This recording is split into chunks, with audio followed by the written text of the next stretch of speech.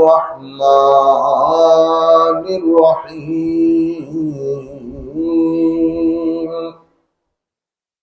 إن الله وملائكته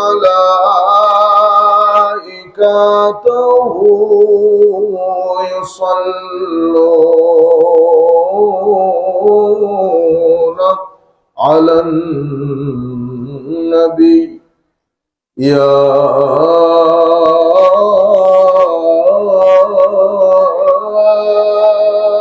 أيها الذين آمنوا صلوا عليه وسلموا تسليما صلاة يا رسول الله عليكم سلام يا حبيب الله عليكم तेरी नस्ल पाक में है बच्चा बच्चा नूर का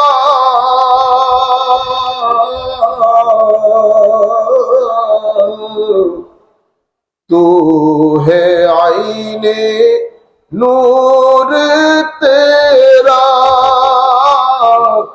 सब घराना नूर का सलात या रसूल अल्लाह अलैकुम सलाम या हबीब अल्लाह अलैकुम हुवल हबीब लदी तुरजा शफाअतुहु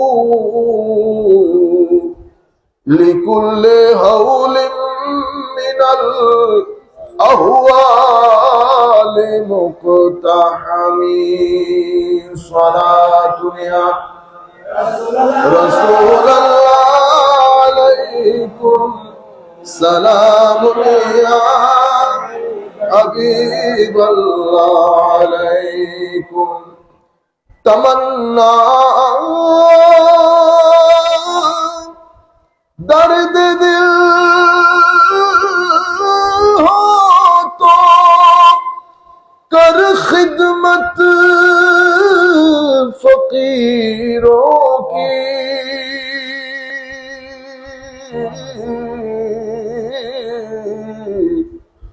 नहीं मिलता ये गौहर बादशाहों की खजीनों में सलात या रसूल अल्लाह अलैकुम सलाम या हबीब अल्लाह अलैकुम बिस्मिल्लाहिर्रहमानिर्रहीम कुल ला अस्अलुकुम अलैहि अजरा इल्लल मवद्दत फिल कुर्बा व अयदन क़ाल अल्लाहु सुब्हानहु व तआला व कुल जाअल हक़्क़ु व ज़हक़ल बातिल इन्नल बातिला काना ज़हूक़ा सदक़ल्लाहु मौलानल अज़ीम व सदक़ रसूलुहुन नबियुल हबीबुल करीम व नहनु अला ज़ालिका लमिनश शाहिदीन व शाकिरीन रब्बि सल्लि व सल्लिम व बारिक अलैहि। उपस्थित বাংলাদেশের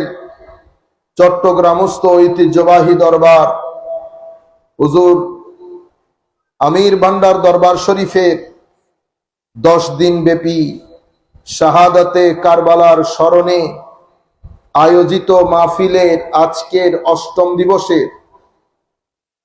সম্মানিত সভাপতি পীরে তরিকত আলহা শাহ সুফি সৈয়দ মোহাম্মদ তৌহিদ শাহ আমিরি মুদ্দাজিলহুল আলী, যিনি আমির ভান্ডার সংসদের সম্মানিত সভাপতি, আজকের সম্মানিত প্রধান অতিথি জনাব মোহাম্মদ আমির হুসাইন সাহেব, জনাব মোহাম্মদ গিয়াসউদ্দিন আজাদ সাহেব, বিশেষ করে পীরে তরিকত আলহাজ সৈয়দ সাইম শাহ আমিরি, শাহজাদা সৈয়দ মোহাম্মদ আরিফুজ্জামান আমিরি, পীরে তরিকত মৌলানা সৈয়দ মহিউদ্দিন শাহ আমিরি, সৈয়দ আসাদুজ্জামান আমিরি তানিম সহ সম্মানিত আলোচক জনাব মৌলানা আব্দুল আলিম নূর সাহেব, মুফতি সৈয়দ সৈয়দুল বারি সাহেব, মৌলানা নিজামুদ্দিন চিশতি সাহেব সহ স্টেজে উপবিষ্ট সম্মানিত সুধীজন, সম্মানিত উলামায়ে কেরাম, সম্মানিত শ্রোতা মণ্ডলী, বিশেষ করে অনলাইনের মাধ্যমে যারা যেখান থেকে আমাদেরকে দেখছেন এবং আমাদের আলোচনা শুনছেন বা পরবর্তীতে শুনবেন, আমরা সকলের প্রতি সশ্রদ্ধ সালাম রেখে আমাদের আজকের আলোচনা শুরু করছি নির্ধারিত বিষয়ের উপর। আসসালামু আলাইকুম ওয়া রাহমাতুল্লাহি তাআলা ওয়া বারাকাতুহু।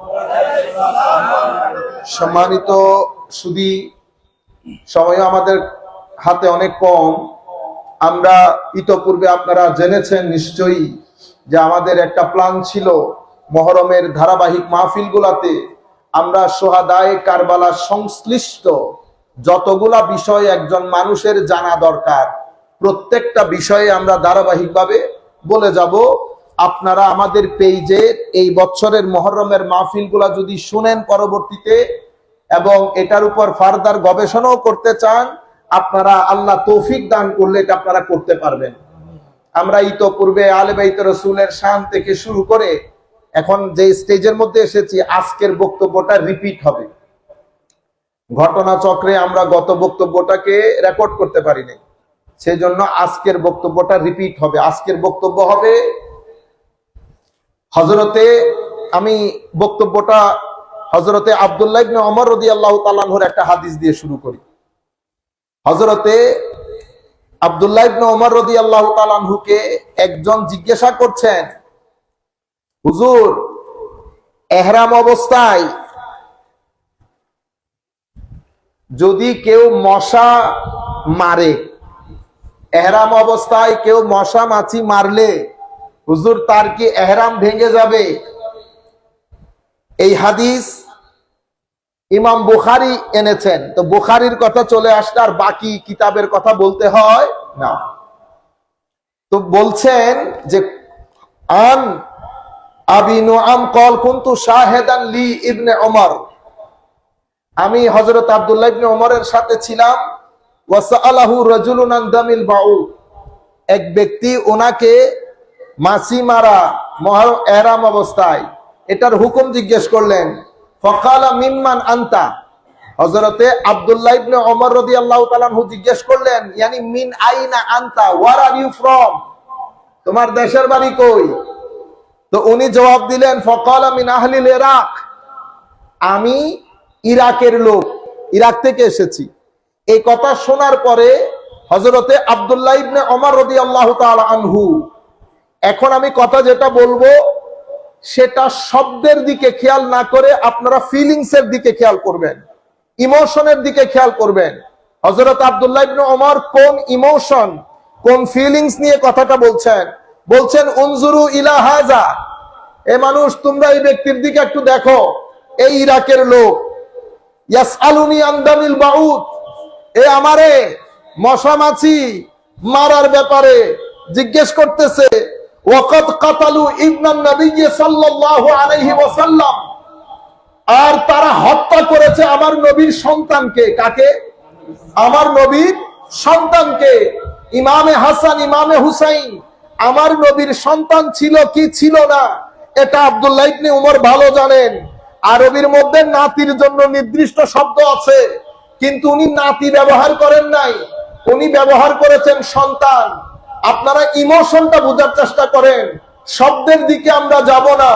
হযরত আব্দুল্লাহ ইবনে ওমরের এই একটা বাণী আমাদেরকে বুঝানোর জন্য যথেষ্ট।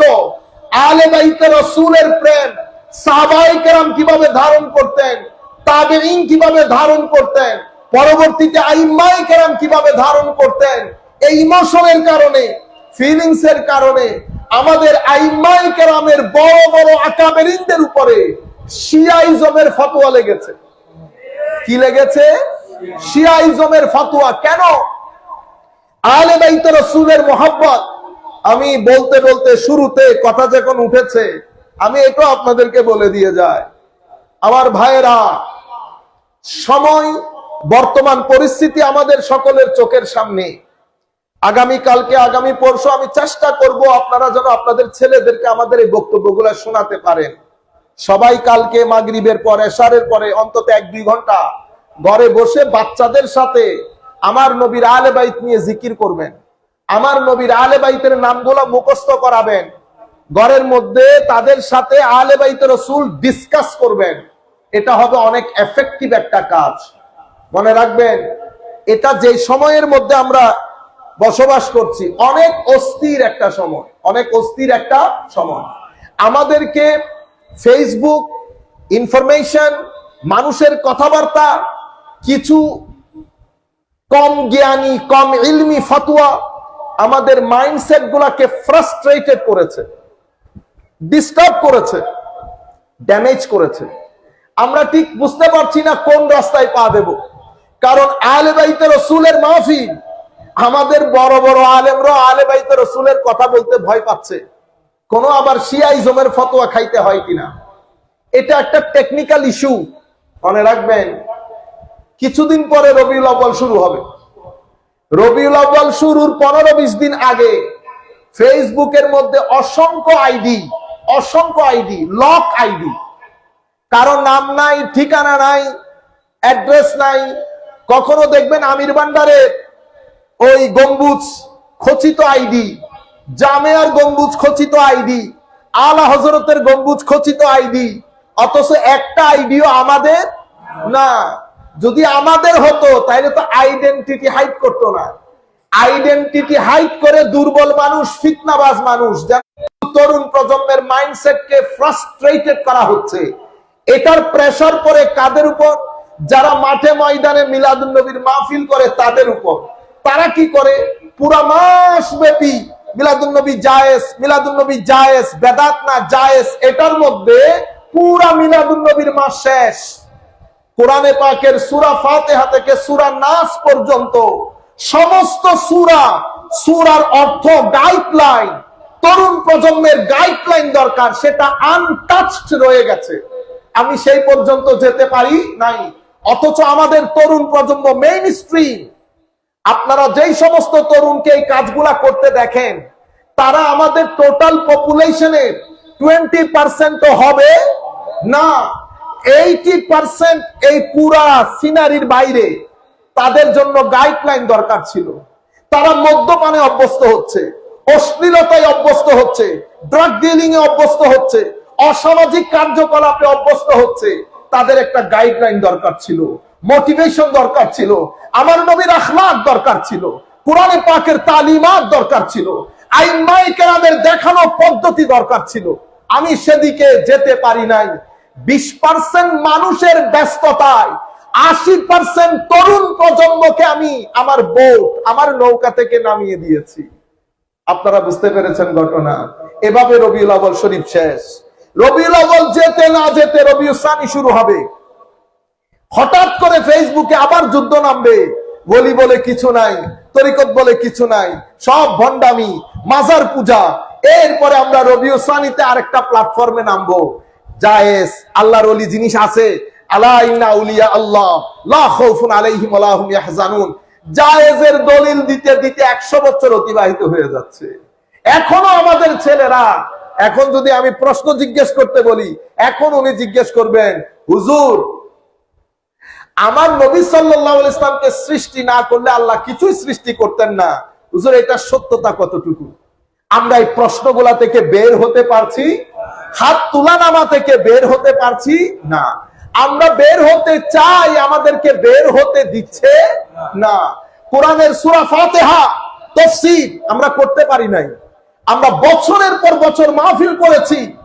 আমরা 10 বছর যদি মাহফিল করি, আমাদের মাহফিলের বিষয় হওয়ার কথা ছিল মিনিমাম 200টা, কিন্তু আমরা নির্দিষ্ট কিছু প্রশ্ন, নির্দিষ্ট কিছু সাবজেক্ট, এগুলার বাইরে আমরা যেতে পারি নাই। এরপরে মাহে মুহররম আসে।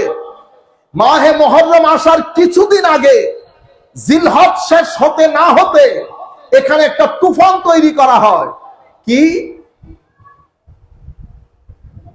সাহাবায়ে কেরামের শানে বিয়াদবি, হযরতে মুআবিয়া রাদিয়াল্লাহু তাআলা আনহু শানে বিয়াদবি, এই কথাগুলো ধোঁয়া তুলে আহলে বাইতে রাসূলের নাম নিয়ে শিয়াইজম, একটা শিয়াইজমের ধোঁয়া ওঠে, একটা শিয়াইজমের ধোঁয়া ওঠে।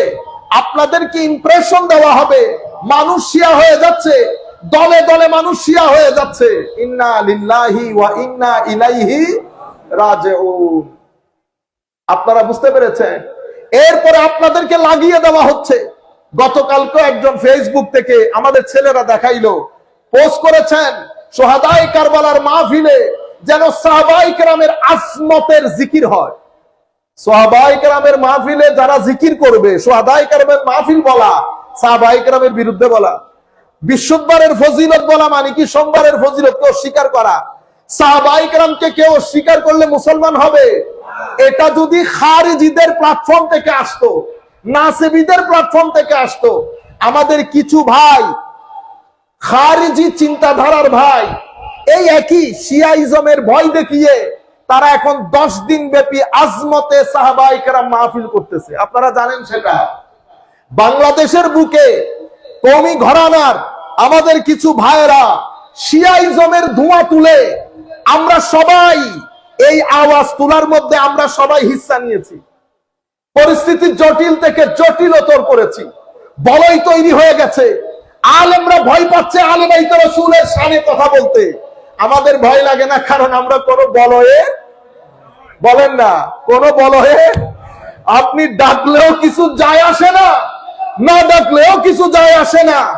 আপনার কাছে আমার পরিষ্কার হওয়ার কৈফিয়ত দিতে হবে না। যেখানে পরিষ্কার থাকার দরকার সেই নবীর দরবারে পরিষ্কার থাকলে যথেষ্ট। আপনারা বুঝতে পেরেছেন? আহলে সুন্নাত ওয়াল জামাত, আমাদের ঈমান সাহাবায়ে কেরামের মধ্যে, আমাদের ঈমান আহলে বাইত রাসূলের মধ্যে। আমরা যখন আহলে বাইত রাসূলের শান বলবো, পৃথিবী আহলে বাইত রাসূল নিয়ে অহংকার করবে। আমরা যখন আবু বকর সিদ্দিকের সিদ্দিকিয়তের বর্ণনা দেব, আসমান জমিন এটা নিয়ে অহংকার করবে। ফারুকে আজমের ফারুকিয়তের বক্তব্য, উসমানে গনির উসমানিয়তের বক্তব্য, আলী কাররামাল্লাহু ওয়াজহাহুল কারীমের আলভিয়তের বক্তব্য, সাহাবায়ে কেরামের আজমতের বক্তব্য যখন রাখবো, পৃথিবী সেটা নিয়ে অহংকার করবে। কিন্তু শুহাদায়ে কারবালার মাহফিল, শুহাদায়ে কারবালা বাদ দিয়ে, কারবালার প্রেক্ষাপট, কারবালা যুব সমাজকে না জানিয়ে, আহলে বাইত রাসূলের শান ও শওকত, আহলে বাইত রাসূলের তালিমাত না জানিয়ে, পরিপূর্ণরূপে পাশ কাটিয়ে সাহাবায়ে কেরামের কথা শিয়াইজমের ভয় দেখিয়ে আহলে বাইত রাসূলকে ইগনোর করে সাহাবায়ে কেরামের কথা বলা, এটা খারিজিয়ত এবং নাসিবিয়তের আলামত। আপনারা বুঝতে, এটা খুবই কঠিন কথা। অন্য কেউ এত সাহস করে কথা বলবে না। আমাদের বুকে সাহস আছে কেন? বুকের মধ্যে নেফাকত থাকলে সাহস থাকে না। এখানে কোনো নেফাকত নাই। আপনারা বুঝতে পেরেছেন? আমরা আমাদের সন্তানদেরকে সাহাবায়ে কেরামের কথা যেমন শোনাবো, কিন্তু এটা আহলে বাইত রাসূলের মাহফিল। আপনারা বুঝতে পেরেছেন? প্রসঙ্গক্রমে অবশ্যই আমরা সাহাবায়ে কেরামের কথা বলবো, কিন্তু আহলে বাইত রাসূলকে বাদ দিয়ে দেওয়া বলা হয়েছে। আহলে বাইত, আমি বুঝি আপনি জানেন, উলামায়ে কেরাম জানেন, আপনাদের জানা জানা না জানার বিষয় না, তরুণ প্রজন্ম জানতেছে কিনা। আহলে বাইত রাসূলকে কুরআন যেভাবে মূল্যায়ন করেছে, হাদিসে পাক যেভাবে মূল্যায়ন করেছে, সেভাবে আমরা তরুণ প্রজন্মের সামনে জিনিসটা তুলে ধরতে পারছি কিনা সেটা দেখার বিষয়। আর মনে রাখবেন, শিয়াদের বিষয় যখন হবে তো আমরা কিভাবে ডিসকাস করব? উলামায়ে কেরাম বসবেন, পীর সাহেবানদেরকে ডাকবেন, সবাই বসে গত 1300 বছরে আইম্মায়ে কেরামের লেখা শিয়াদের বই, শিয়াদের আকীদা জাতির সামনে তুলে ধরে আমরা বলবো এরা বিভ্রান্ত আকীদার লোক, বিভ্রান্ত আকীদার লোক। আমাদের কর্মকাণ্ডের কারণে, আমাদের ব্লেম গেমের কারণে মানুষ ফ্রাস্ট্রেটেড হচ্ছে, যে যেখানে ডাকতেছে দৌড়ান দিচ্ছে। আপনারা বুঝতে পেরেছেন? কিন্তু বাংলাদেশের 80% পপুলেশন এই বিষয়ে জানেও না। আমরা তাদের কাছে পৌঁছানো দরকার, আমরা তাদের কাছে যাওয়া দরকার। তাদের কাছে যখন কোনো মেসেজ নিয়ে যাবেন, কিভাবে যাবেন? আপনি যখন আহলে বাইত রাসূলের মহব্বত তুলে ধরবেন, অন্তর বিগলিত হবে। আপনি যখন সোহাদায়ে কারবালার কথা তুলে ধরবেন, অন্তর বিগলিত হবে। আহলে বাইত রাসূলের মাধ্যমে যখন অন্তর বিগলিত করবেন, ইয়েজিদের ব্যাপারে ঘৃণা জন্মাবে। ইয়েজিদিয়তের উপর যখন ঘৃণা জন্মাবে, এই ঘৃণা খারেজিয়ত পর্যন্ত নিয়ে যাবে। তাদেরকে আর বোমাবাজকে, বোমাবাজ না কে, এগুলা চিহ্নিত করতে হবে না। তারা নিজেরাই বুঝতে পারবে কারা বোমা মারে আর কারা বোমা মারে না। সম্মানিত উপস্থিতি, তো এই ঘটনা ঘটানোর পরে আমরা কি করি? পুরা মুহররম মাসের মধ্যে আহলে বাইত রাসূল বাদ দিয়ে ফেলি। আপনি বলেন হুজুর না বাদ দেয় নাই তো, বলেছে 10%, 20%, 30%। আপনারা বুঝতে পেরেছেন? বাদ যাচ্ছে। কিন্তু 40% বললেও তো 60% বাদ গেছে, 50% বললেও 50% বাদ গেছে। আপনারা বুঝতে পেরেছেন? সম্মানিত উপস্থিতি, এই ধরনের ঘটনা ঘটেছে। অথচ আব্দুল্লাহ ইবনে উমরের ফিলিংস দেখেন, কয় বেটা আমারে জিগায় মাসি মুসা মারা যায় কিনা, অথচ সেই ইরাকের লোক, তারা আমার নবীর সন্তানকে হত্যা করেছে, যাদের ব্যাপারে ওয়াসামিতুন নবিয়্যা সাল্লাল্লাহু আলাইহি ওয়াসাল্লাম ইয়াকুল, আমি নিজের কান দিয়ে আমার নবীকে বলতে শুনেছি, কি হুমা রাইহানাতাই মিনাদ দুনিয়া, আমার হাসান এবং আমার হুসাইন দুনিয়ার জীবনে, দুনিয়ার আমার দুটি সুগন্ধি ফুলের নাম। কিসের নাম? সুগন্ধি ফুলের নাম। আজকে আমাদের বিষয় হবে, আমাদের নবী ইমামে হাসান এবং ইমামে হুসাইনকে যে রাইহান বললেন, এই রাইহানের অর্থ কি? এবং এটা খুবই ইন্টারেস্টিং একটা বিষয়, আপনাদেরও ভালো লাগবে। তারও আগে আরেকটা হাদিস আপনাদের সাথে শেয়ার করি। কি পরিমাণ ঘৃণা আহলে বাইত রাসূলের উপর তৈরি হয়েছিল কিছুদিনের মধ্যে, এটাও বুখারী শরীফের মধ্যে রওয়ায়াত করেছেন। শাইআ হযরতে উনি বলছেন, উবাইদুল্লাহ ইবনে জিয়াদের রাজ দরবারে ইমামে হুসাইনের মস্তক মুবারক ট্রের মধ্যে রেখে যখন প্রেজেন্ট করা হলো, চিন্তা করতে পারবেন, চোখ বন্ধ করে একবার সাল্লাল্লাহুকে বলছি না, আপনারা আমাদেরকে বলেন সুন্নিরা ইত্তেহাদ নষ্ট করে, ঐক্য নষ্ট করে, আহলে বাইত রাসূলের মস্তকের সাথে বিয়াদবি করে মুসলিম উম্মার ঐক্য থুতু ছিটায় এমন ঐক্যের উপর। আপনারা বুঝতে পেরেছেন? তাওহীদের কথা বলে, রিসালাতের কথা বলে, ইমামে হুসাইনের মস্তকের মধ্যে ছোট্ট একটা বেতের মতো জিনিস দিয়ে ছড়ি দিয়ে মারামারি করে মারছে। ওয়াকালা ফি হুসনিহি শাইআ, ইমামে হাসান ইমামে হুসাইন দুইজন দেখতে অবিকল আমার নবীর মতো ছিলেন। হযরত আনাস বিন মালিক বলছে, আমি নিজের চোখে দেখেছি এই বিয়াদব ইমামে হুসাইনের সৌন্দর্যের উপর, আজিম নুরানি চেহারার উপর কি বকওয়াস করছে। অথচ ফাকালা আনাস কানা আশবাহুম বিরাসূলিল্লাহ, দেখতে পুরা অবিকল আমার নবীর মতো। তাদের অন্তরে নবী, নবী আলে বাইত যদি বিদ্বেষ না থাকতো, কোরআনে পাকের মধ্যে আল্লাহ সূরাতুল মুনাফিকুন নাজিল করতেন না। সূরাতুল মুনাফিকুন নাজিল করে সেদিন আল্লাহ আমাদেরকে স্পষ্ট করে দিয়েছেন, উম্মত দেখতে সবাই মুসলমানের মতো হলেও তোমাদের মধ্যে কিছু মুনাফিক বের হবে। মুনাফিক দেখবে পরিচয় কেমন? মুনাফিককে তুমি নামাজ দোয়াতে চিনতে পারবা না, চিনবে মাইন্ডসেট দিয়ে। কি সেট? মাইন্ডসেট। কিরকম?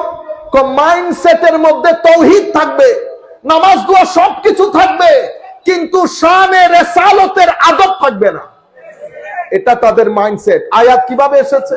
ওয়া ইযা কিলা লাহুম তাআলাউ ইস্তাগফির লাকুম রাসূলুল্লাহ লাওয়াউ রুউসাহুম ওয়া রাআইতাহুম ইয়াসুদ্দুনা ওয়া হুম মুস্তাকবিরুন। ওয়া ইযা কিলা লাহুম তাআলাউ, এই মাইন্ডসেটের লোকদেরকে যদি বলা হয় এদিকে আসো, নবী ডাকছেন, তারা মাথা ঝাঁকুনি দিয়ে আমার নবীর দরবারে আসতে অনিচ্ছা পোষণ করবে, অনীহা পোষণ করবে, এটা তাদের মাইন্ডসেট। মাইন্ডসেটের মধ্যে নবী মানা না মানা, যারা রাস্তাঘাট থেকে আমাকে শুনছেন আমার ভাইয়েরা, আমার সব কথার সাথে আপনি একমত পোষণ করবেন সেটা আমিও চাই না, কিন্তু আমি আপনাকে কোনো হিংসা বিদ্বেষ করে বলছি না। আমার এই কথা, এই রেওয়ায়ত, আমি রেওয়ায়তের বাইরে তো যাই নাই। আপনি এই কথাগুলো আপনি আপনার বাসায়, রুমে, হোস্টেলে গিয়ে ঘুমাবেন যখন, একবার চিন্তা করে দেখবেন সব জায়গায় উস্তাদের কথা, মাদ্রাসার কথা, বলয়ের কথা যে শুদ্ধ হবে এমন কি নয়। আশেপাশে অনেক বড় বড় মাদ্রাসা আছে, মাদ্রাসার ছেলেরা আমাদের বক্তব্যগুলা শুনে আমরা বিশ্বাস করি এখনো অনেক ছেলে আপনারা রাস্তাঘাটে বাসায় বসে শুনছেন। আমি বলবো না আমার সমস্ত কথার সাথে আপনি একমত পোষণ করেন, কিন্তু ওয়াইজা কিলা লাহুম তাআলা ইস্তাগফির লাকুম রাসূলুল্লাহ, এই আয়াত তো কোরআনেরই আয়াত। এই মাইন্ডসেট, যে মাইন্ডসেটের কথা কোরআন বলছে, আমি জানি না আপনারা কোন তাফসীরের কিতাব পড়েন, আমি চাইবো আপনারা গবেষণা করেন, গবেষণা করে বর্তমান সময়কে সামনে রেখে, আয়াতের প্রেক্ষাপটকে সামনে রেখে আয়াতগুলা বোঝার চেষ্টা করেন। আমাদের ঘরানার, আমাদের লোক, সমাজের লোক, আমার আল্লাহ বলছেন এই মাইন্ডসেটের লোক, এরা যদি ডাকেন হাবিব আপনার কাছে আসবে না। সাওয়াউন আলাইহিম আস্তাগফারতা লাহুম আম লাম তাস্তাগফির লাহুম লা ইয়াগফিরাল্লাহু লাহুম।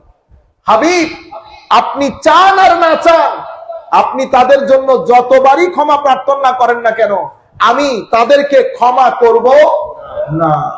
সম্মানিত উপস্থিতি, এটা একটা মাইন্ডসেট। এই মাইন্ডসেটের লোকের মধ্যে ন্যারোনেস আছে। এরা শানে রিসালাত শুনতেও চায় না, বলতেও চায় না। শানে আলে বাইত শুনতেও চায় না, বলতেও চায় না। বাংলাদেশের বড় বড় শাইখ যারা শুনছেন তাদেরকে বলছি, আপনারা বলেন তো বেটা, হেন কোন হাদিসের কিতাব আছে বুখারী সহ যেখানে আলে বাইতে রাসূলের ফজিলতের অধ্যায় রচনা করা হয় নাই? সেই অধ্যায়ের মধ্যে আলে বাইতে রাসূলের শানে, আজিম শানে হাদিস বর্ণনা করা হয় নাই? আমার নবী কি বলেন নাই হুসাইনের মহব্বত আমার মহব্বত? আমার নবী বলেন নাই যারা হুসাইনকে মহব্বত করবে তাদেরকে আল্লাহ মহব্বত করবে? আমার নবী কি বলেন নাই হুসাইন আমার থেকে, আমি হুসাইন থেকে? আমার নবী কি বলেন নাই আমি তোমাদের জন্য দুটি ভারী জিনিস রেখে যাচ্ছি, একটা কোরআন আর একটা আমার আলে বাইত? আমার নবী কি ফাতেমা রাদিয়াল্লাহু তাআলা আনহা আলাইহাস সালামের ব্যাপারে বিদআতুম মিন্নি বাদআতুম মিন্নি সাজানা, আমার নবী কি বলেন নাই ফাতেমা আমার কলিজার টুকরা? আমার নবী কি এই চারজনকে চাদরে জড়িয়ে আল্লাহুম্মা হাউলাই আহলু বাইতি বলেন নাই? আপনারা পুরো বছর সব কিছুর ব্যাপারে কথা বলেন, মুহররম শরীফ আসলে আমরা এই কথাগুলো বলি না, জবান বন্ধ রাখি।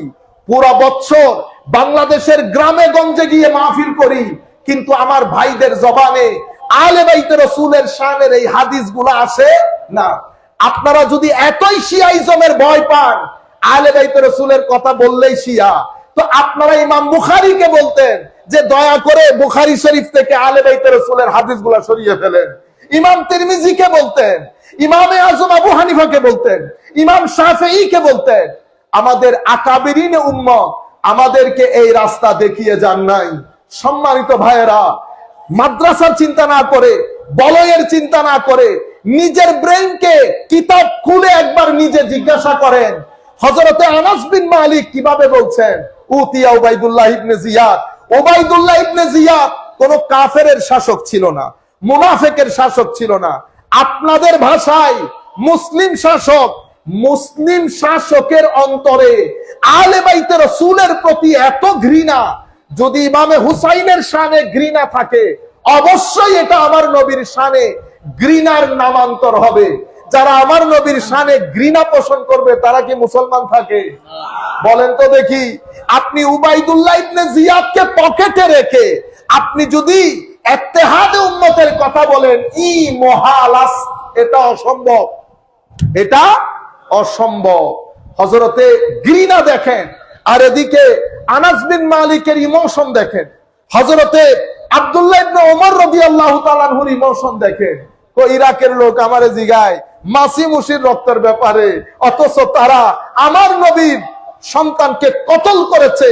যেই দুইজনের ব্যাপারে আমার নবী বলেছেন এরা দুনিয়ার জমিনে আমার দুইটা ফুলের নাম, আমার দুইটা ফুলের নাম। আসেন, রাইহান আমাদের আজকের প্রতিপাদ্য বিষয়।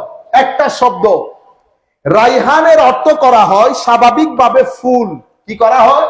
ফুল, সুগন্ধিযুক্ত ফুল।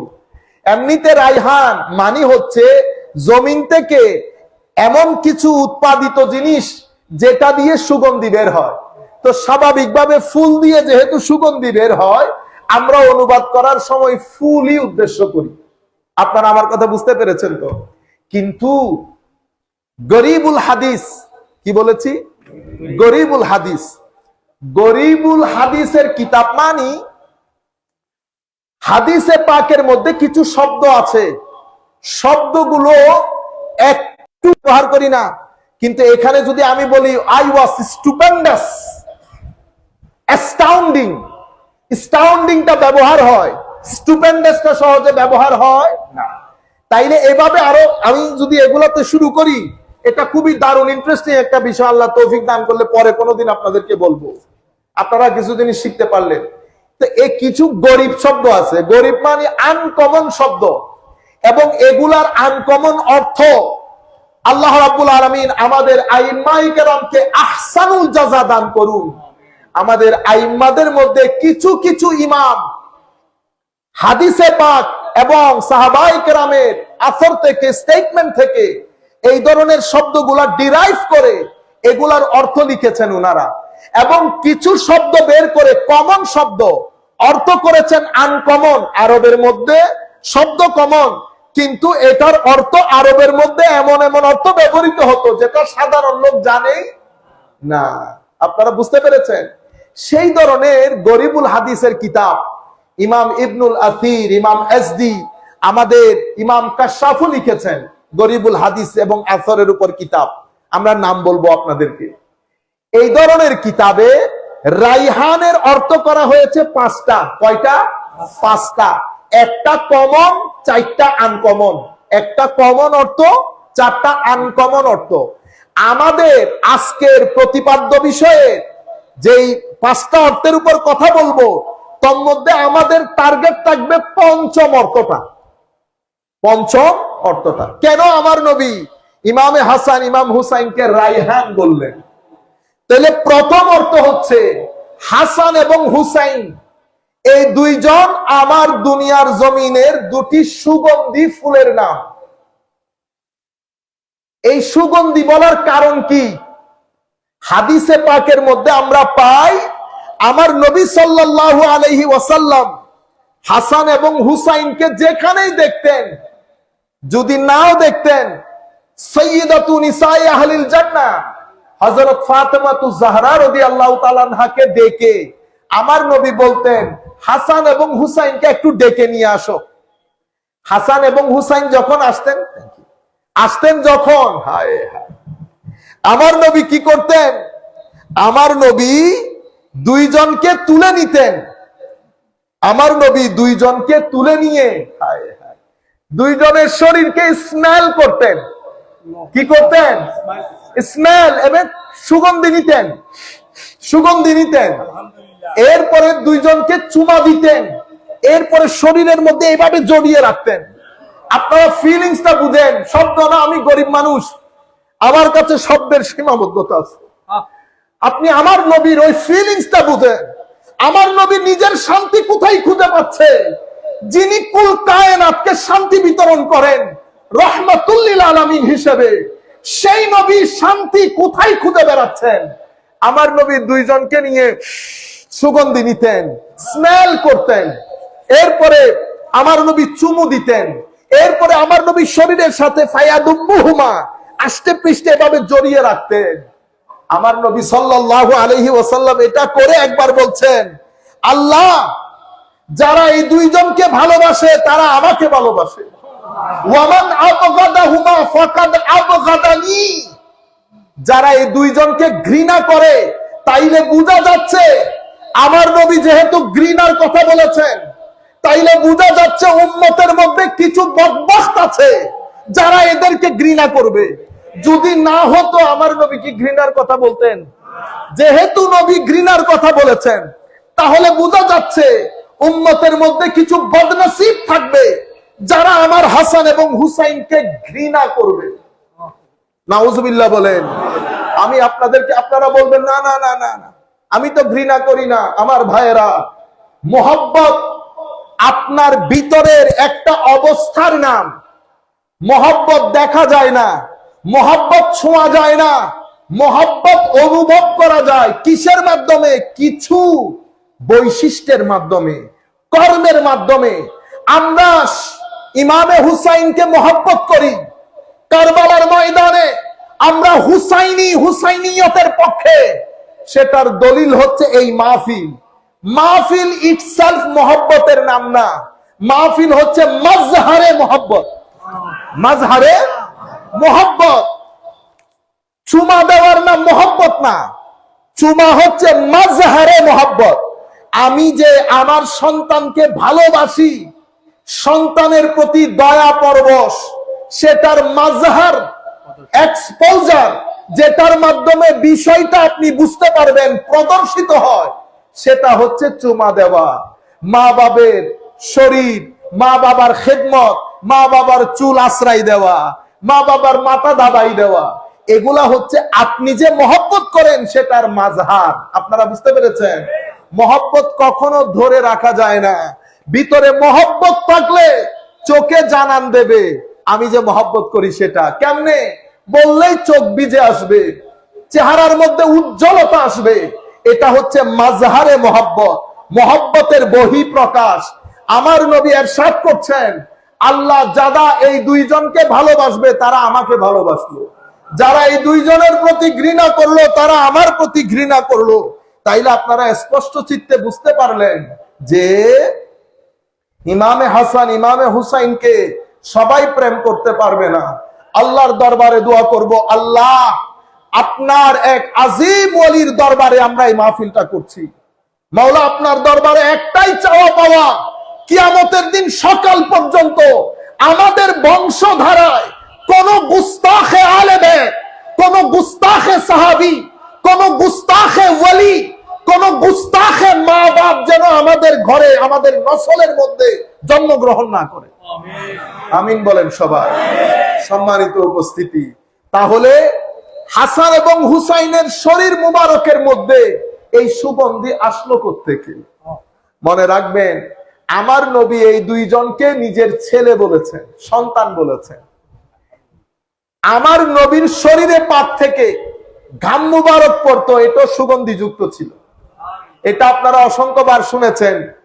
আমার নবী কোন রাস্তা দিয়ে গেলে বাতাস যখন আমার নবীর শরীর মুবারকের সাথে লাগতো, সেই এনভায়রনমেন্টের মধ্যে একটা খাস সুগন্ধি বের হতো, যেটা ধরে ধরে সাহাবায়ে কেরাম আমার নবীকে খুঁজে বের করতেন।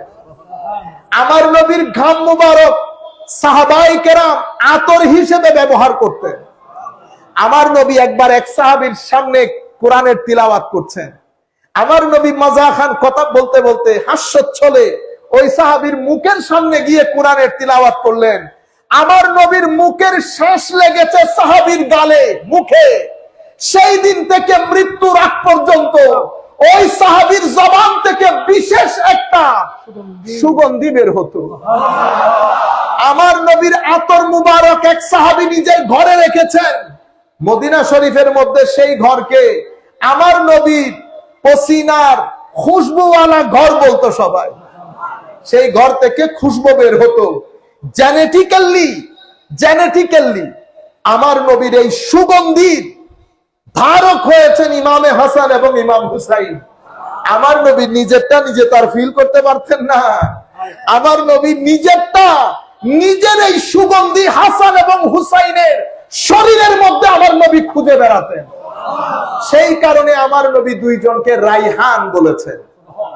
আপনারা বুঝতে পেরেছেন?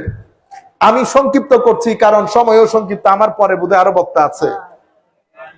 এরপরে দ্বিতীয় অর্থ যেটা আমি আপনাদের সম্মুখে বলছি, হাসান এবং হুসাইন, এবং তিরমিজি শরীফের মধ্যে রিওয়ায়াত এসেছে আমার নবী হযরত ফাতেমাকে বলতেন, ফাতেমা রাদিয়াল্লাহু তাআলা আনহা, আমার হাসান হুসাইনকে একটু ডেকে নিয়ে আসো। নিয়ে আসলে ফায়াসুম্মুহুমা, স্মেল নিতেন, ওয়ায়াদুম্মুহুমা ইলাই, নিজের শরীরের সাথে লাগিয়ে রাখতেন।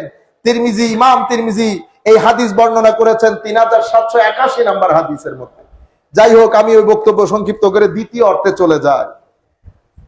রাইহানের অর্থ করা হয়েছে আওলাদ। কি অর্থ করা হয়েছে? আওলাদ। তাইলে রাইহান শব্দের অর্থ আওলাদ, বংশধারা, সন্তান।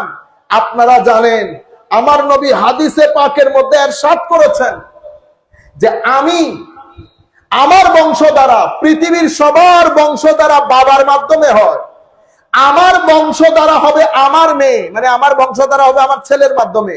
কিন্তু আমার নবী বলছেন আমার বংশধারা একটু ভিন্ন, এটা হবে আমার মেয়ে ফাতেমাতুজ জাহরার মাধ্যমে। ফাতেমাতুজ জাহরার মাধ্যমে এই দুইজন আমার আওলাদ, এই দুইজনের মাধ্যমে পৃথিবীতে আমার আওলাদ ছড়িয়ে পড়বে। সম্মানিত উপস্থিতি, পরে সময় পাই না পাই ব্যাকগ্রাউন্ডটা বলে দেই। আমার নবী সাল্লাল্লাহু আলাইহি ওয়াসাল্লামের আওলাদগণ যখন ইন্তেকাল করেন, বেয়াদব, গুস্তাখ, মুনাফিক, মুশরিক, কাফেররা আমার নবী সাল্লাল্লাহু আলাইহি ওয়াসাল্লামের ব্যাপারে বাজারের মধ্যে কথা বলাবলি করছিলেন। নির্বংশ নবী দাবি করে, আবার কত কষ্ট সহ্য করতে হয়েছে, মানুষের কত কথা সহ্য করতে হয়েছে। একটু বদদুয়া করলে আল্লাহ আসমান জমিন এক করে দেন। আমার নবী বদদুয়া করেন নাই। আমার নবী সবকিছু সয়ে নিয়েছেন যাতে তরুণ প্রজন্ম যারা ইসলামের দিকে যাদেরকে আহ্বান করছে তারা যেন ফ্রাস্ট্রেটেড না হয়ে যায়, তারা যেন ডিস্টার্ব না হয়। সম্মানিত উপস্থিতি, কথা বলার সময় হুঁশ করে বলবেন, ফেসবুকের মধ্যে কথা বলার সময় হুঁশ করে বলবেন, মানুষের ব্যাপারে কথা বলার সময় হুঁশ করে বলবেন। টুসটাস ফতোয়া দিয়ে দিচ্ছেন, টুসটাস কথা বলে ফেলছেন, যাকে যা মন চায় বেয়াদবি করছেন। মনে রাখবেন, আপনি যেমন বেয়াদবি করছেন, যাকে বলছেন সেও তো আপনার সাথে বেয়াদবি করার সক্ষমতা রাখে। আপনি যেমন আরেকজনের পীরকে খোঁচা দিচ্ছেন, আপনার পীরকেও তো সেই ব্যক্তি খোঁচা দিতে পারে, পারে না? এখন আপনারা আসলে চাচ্ছেন কি, আমরা আসলে চাই কি? আমরা কি এখন এলাকায় এলাকায়, বাড়িতে বাড়িতে মারামারি লাগিয়ে দেব? আপনি যদি মারামারি করতে চান, আরেকজনও তো মারামারির জন্য দাঁড়িয়ে যাবে। আপনি যখন দুইজন মারামারি করবেন তখন আপনার বদনাম হবে না। মানুষ বলার সময় বলবে সুন্নিদের কাজ দেখো, এখন তারা মারামারি করতেছে। তখন আমাদের উপর, সুন্নিয়তের উপর খারিজিয়তের ফতোয়া লেগে যাবে। মানুষ বলবে এরও উগ্রবাদী, এরও উগ্রবাদী। সেই কারণে কথা যখন বলবেন শালীনতার সাথে বলবেন। কথা, ফতোয়া যখন দেবেন দলিলের উপর ফতোয়া দেবেন। আপনি যদি এমনিতে কথা বলে ফেলেন, আমার আল্লাহ নিষেধ করেছেন, ইয়া আইয়ুহাল্লাযীনা আমানু ইন জাআকুম ফাসিকুম বিনাবাইন ফাতাবায়ানু। হে মুমিন, কোন ফাসিক যদি তোমাদের কাছে কোন সংবাদ নিয়ে আসে, সেটার পর্যালোচনা করে দেখবে সংবাদের সত্যতা কতটুকু। না জেনে না বুঝে কোন দলিল ছাড়া যদি কথা বলে ফেলেন, কথা যেতে থাকবে, মানুষের মুখে মুখে কথা চলতে থাকবে, আপনার সওয়াবের খাতা খালি হতে থাকবে। যার ব্যাপারে বলছেন তার সওয়াবের খাতা ভারী হতে থাকবে। আমি আপনাদেরকে বলছি, আপনারা সতর্ক হন, কথাবার্তা দলিলের মধ্যে রাখেন। এটা গ্লোবালাইজেশনের জামানা। আপনি আর পটিয়া নাই। পটিয়ার ঘরের কোণে যখন ফেসবুকে একটা লাইক দেবেন, সেই লাইকের বাড়ি আমেরিকাতে গিয়ে লাগবে, সেই লাইকের বাড়ি ইংল্যান্ডের মধ্যে গিয়ে লাগবে। আমরা আসুন সতর্ক হই, সচেতন হই, সিজদামুখী হই। নিজেকে যদি আপনি মনে করেন আপনি ঠিকাদার, সুন্নিয়তে ঠিকাদারি কাউকে দিয়ে যাওয়া হয়? আইমায়ে কেরাম 1200-1300 বছরে কিতাবপত্র লেখে দুধ কা দুধ, পানি কা পানি করে দিয়ে গেছেন। আপনি বলবেন অমুক সুন্নি না, সে বলবে আপনি সুন্নি না। তারও ক্ষতি হবে না, আপনারও ক্ষতি হবে না। মাঝখানে আমাদের 15 থেকে 20 বছরের যারা যুবক, তারা ফ্রাস্ট্রেটেড হয়ে আপনাকেও ছেড়ে দেবে, আমাকেও ছেড়ে দেবে। সুতরাং মনে রাখবেন, আমরা যখন প্রচার করব, প্রচারের মধ্যে যেন হিকমত থাকে। এই কাফের মুনাফিকরা বিয়াদবি করতে লাগলো। আমার নবী চুপ ছিলেন। আমার আল্লাহ ইন্না আ'তাইনা কাল কাউসার নাজিল করলেন।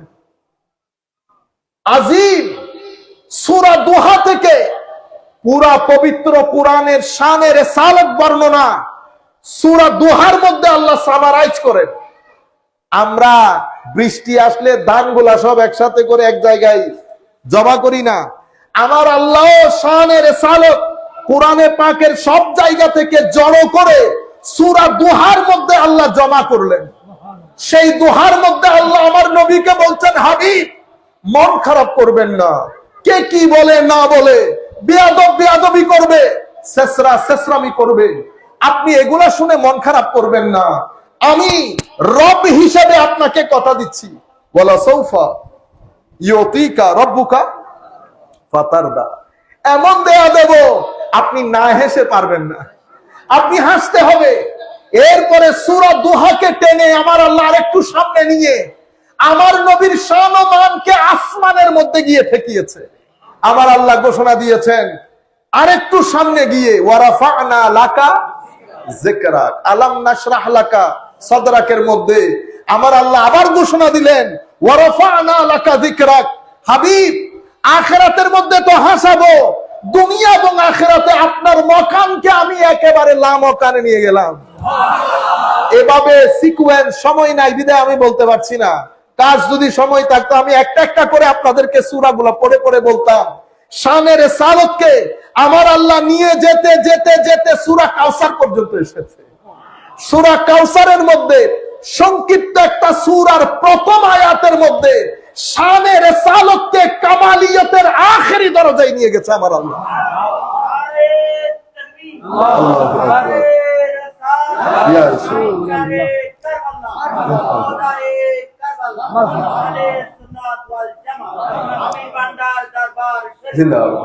ইন্না আ'তাইনা কাল কাউসার। হাবিব আপনাকে আমি কাউসার দান করেছি। মানুষ, আমি আপনাকে একটা মাইন্ডসেটের কথা বলি নাই। আমাদের এখানে কিছু মাইন্ডসেট আছে শানের রিসালাত শুনতে পারে না। ইন্না আ'তাইনা কাল কাউসার। আমি ইংল্যান্ডে ছিলাম, আমার এক ভাইয়ের সাথে কথোপকথন হচ্ছিল।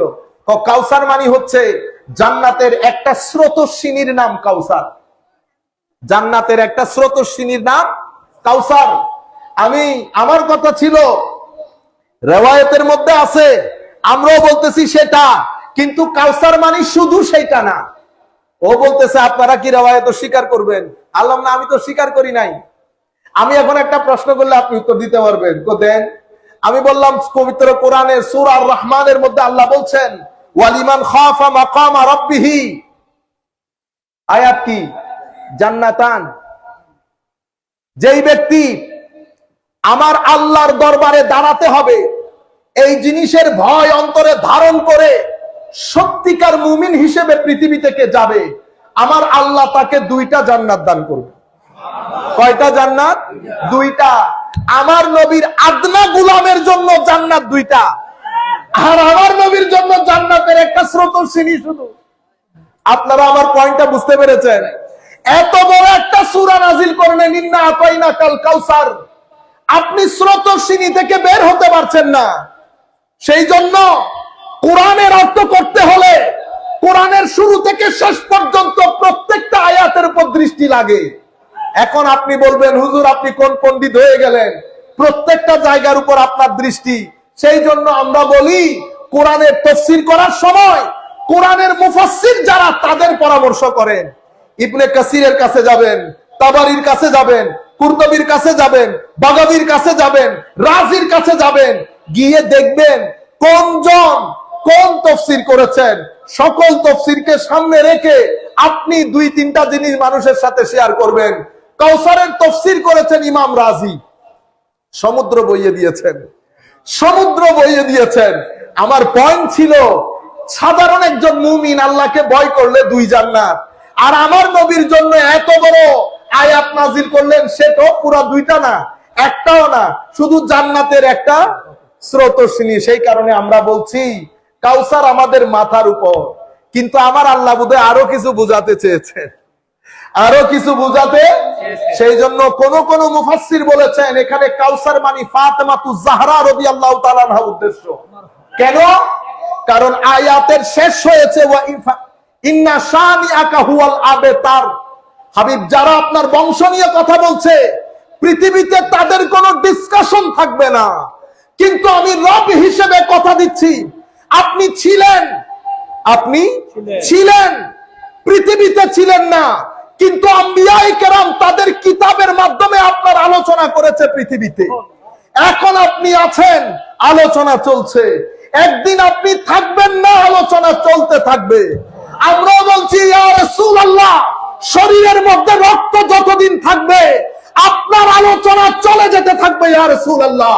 আপনার গোলামের উলামায়ে কেরাম আপনার এই বাগানের খাদেম হিসেবে কাজ করছে ইয়া রাসূলুল্লাহ।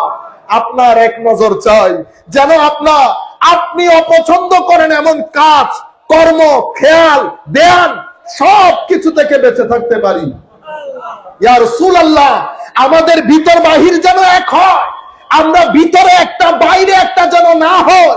মাওলা ইয়া রাসূলুল্লাহ, আপনার দরবারে ফরিয়াদ, আমাদের ভিতরে যদি শিইয়ত থাকে ইয়া রাসূলুল্লাহ, আল্লাহর আসমানের গজব যেন আমাদের উপর নাজিল হয়। আর যারা শিইয়তের ফতোয়া দিয়ে যুব সমাজের মধ্যে ফিতনা ফাসাদ সৃষ্টি করছেন তাদেরকে আহ্বান করব, যত বড়ই হন না কেন, আমিরে বান্দার দরবারের মধ্যে হুজুর আমির মিল্লাতকে সামনে রেখে বলছি, সাহস থাকলে আপনারা মাহফিলের মধ্যে বলেন যে আমি শিয়া, আমি যদি শিয়া না হই তোদের উপর আসমান ভেঙে পড়ুক।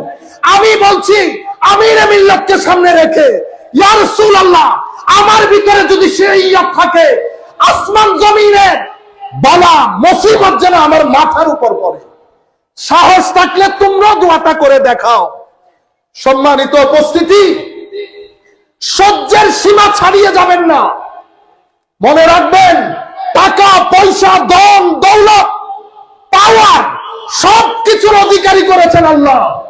সুন্নিয়তের খাতিরে এই জবান বন্ধ রাখি, ধৈর্য ধারণ করি। আপনার ফতোয়ার মুখাপেক কিনা, 3 টাকার মৌলবীর ফতোয়ার মুখাপেক কিনা, আপনি কোন জায়গার উকিল কুকিল, আপনার ফতোয়ার মুখাপেক কিনা, মাঠে ময়দানে যে আন্দাজে আপনি কথা বলেন মাওলায়ে করিম তার চেয়ে বড় আন্দাজে জবাব দেওয়ার জন্য সমস্ত প্রকার সক্ষমতা দান করেছেন। সুন্নিয়তের খাতিরে, সুন্নিয়তের খাতিরে, সুন্নিয়তের খাতিরে চুপ থাকি। নতুবা যেভাবে আপনারা এগুচ্ছেন এই বাজারের মধ্যে ফিতনা এবং আগুন ধরার বাকি। আল্লাহ রাব্বুল আলামিন আমাদেরকে বুঝার তৌফিক দান করুন। আমাদের মধ্যে যদি কোনো মুনাফিক ঢুকে আমাদের এই বাগানের ডিস্টার্ব করতে চায়, ক্ষতি করতে চায়, আল্লাহর দরবারে দোয়া থাকলো আল্লাহ যেন আউলিয়ায়ে কেরামের সদকায় ওই মুনাফিককে চিনার তৌফিক যেন আমাদেরকে দান করেন। আপনারা বুঝতে পেরেছেন? সুন্নিয়তের দল, তরিকতের দল, যেই ব্যক্তি আমার নবীর শান, সাহাবায়ে কেরামের শান, আহলে বাইত রাসূলের শান, আউলিয়ায়ে কেরামের শান, মা বাবার শান, এগুলা বুঝে কথা বলবে, তারা আমাদের মাথার উপর। আমরা ফার্দার চেক করতে যেতে হবে না, ফার্দার চেক করে গেলে তো আমিও আটকে যাব। আপনারা বুঝতে পেরেছেন? সেই কারণে উলামায়ে কেরাম কথা বলা দরকার। গদিরে খুন নিয়ে আমাদের ইব্রাহিম সাহেব হুজুর কথা বলেন নাই? ইব্রাহিম সাহেব হুজুর কথা বলেছেন, বাস আমরা আর কথা বলতে হচ্ছে এই বিষয়ে। বড় যখন কথা বলে হলে, বাবা যখন কথা বলে সন্তানের আর কথা বলতে হয়। হ্যাঁ, সব ক্ষেত্রে যে আমরা একমত হব সেরকম না, কিন্তু এটা আল্লাহর দুনিয়াতে সম্ভব না। আল্লাহর দুনিয়াতে সম্ভব না। এই ধরনের কোন সমস্যা সৃষ্টি হলে আমাদের উলামায়ে কেরাম আছেন, কিন্তু উলামায়ে কেরাম কথা না বলে যদি ব্যাংকার কথা বলা শুরু করে, ব্যাংকার যদি ঘরের মধ্যে বসে বসে টাইমলাইনের ফেসবুকের পোস্ট দেওয়া শুরু করে, এটাকে ফিতনাবাজি বলে। কি বলে? ফিতনাবাজি। আল্লাহ রাব্বুল আলামিন আমাদেরকে রক্ষা করুক এই ফিতনা থেকে। আর মনে রাখবেন, আমিরে বান্দারের এই 10 দিন ব্যাপী শুহাদায়ে কারবালার মাহফিল, এটা কি শিয়াদের মাহফিল? আমির বান্দার দরবার যদি সুন্নি না হয় তাহলে বাংলাদেশে সুন্নি কে? তাহলে তো আমিও নাই সুন্নি। হ্যাঁ, এটা তো এমন একটা হয়ে গেছে বাজার, আপনি মনে হয় যেন আপনারে কেউ ঠিকাদার বানাইছে। হ্যাঁ, আপনাকে ফিতা টেপ দিছি, আপনি মেপে মেপে দেখবেন। আগে নিজেরটা নিজে মাপেন, নিজেরটা নিজে মাপেন, মানুষকে মাপতে আসতে হবে না।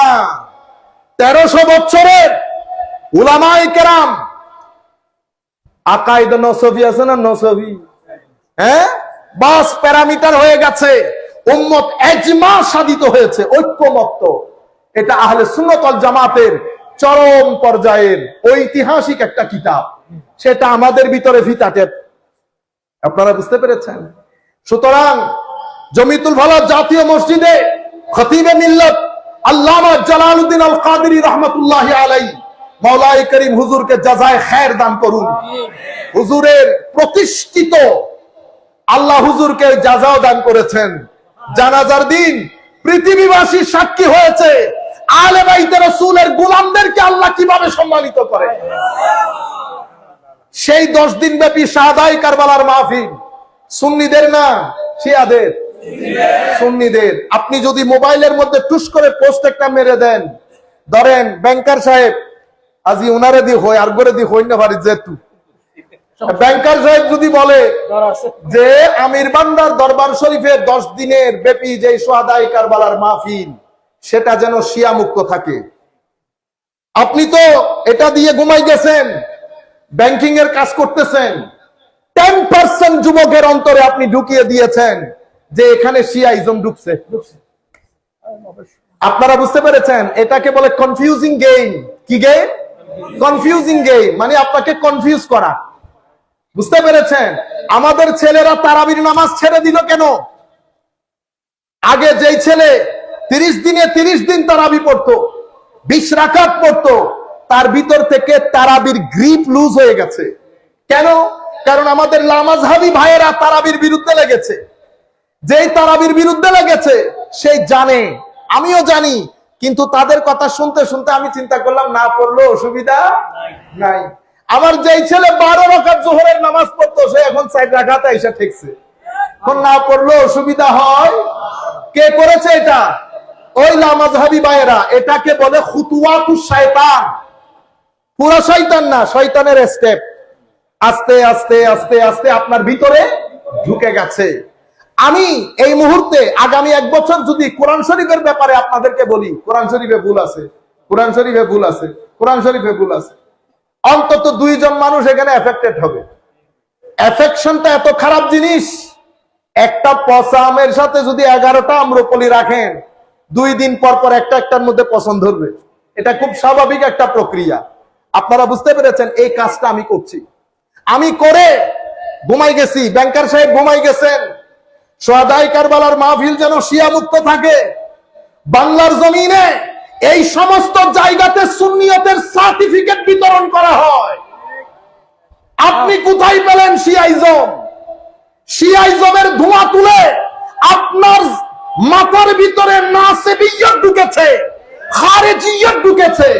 আল্লাহর ওয়াস্তে, আল্লাহর ওয়াস্তে আমরা এগুলা বলবো না।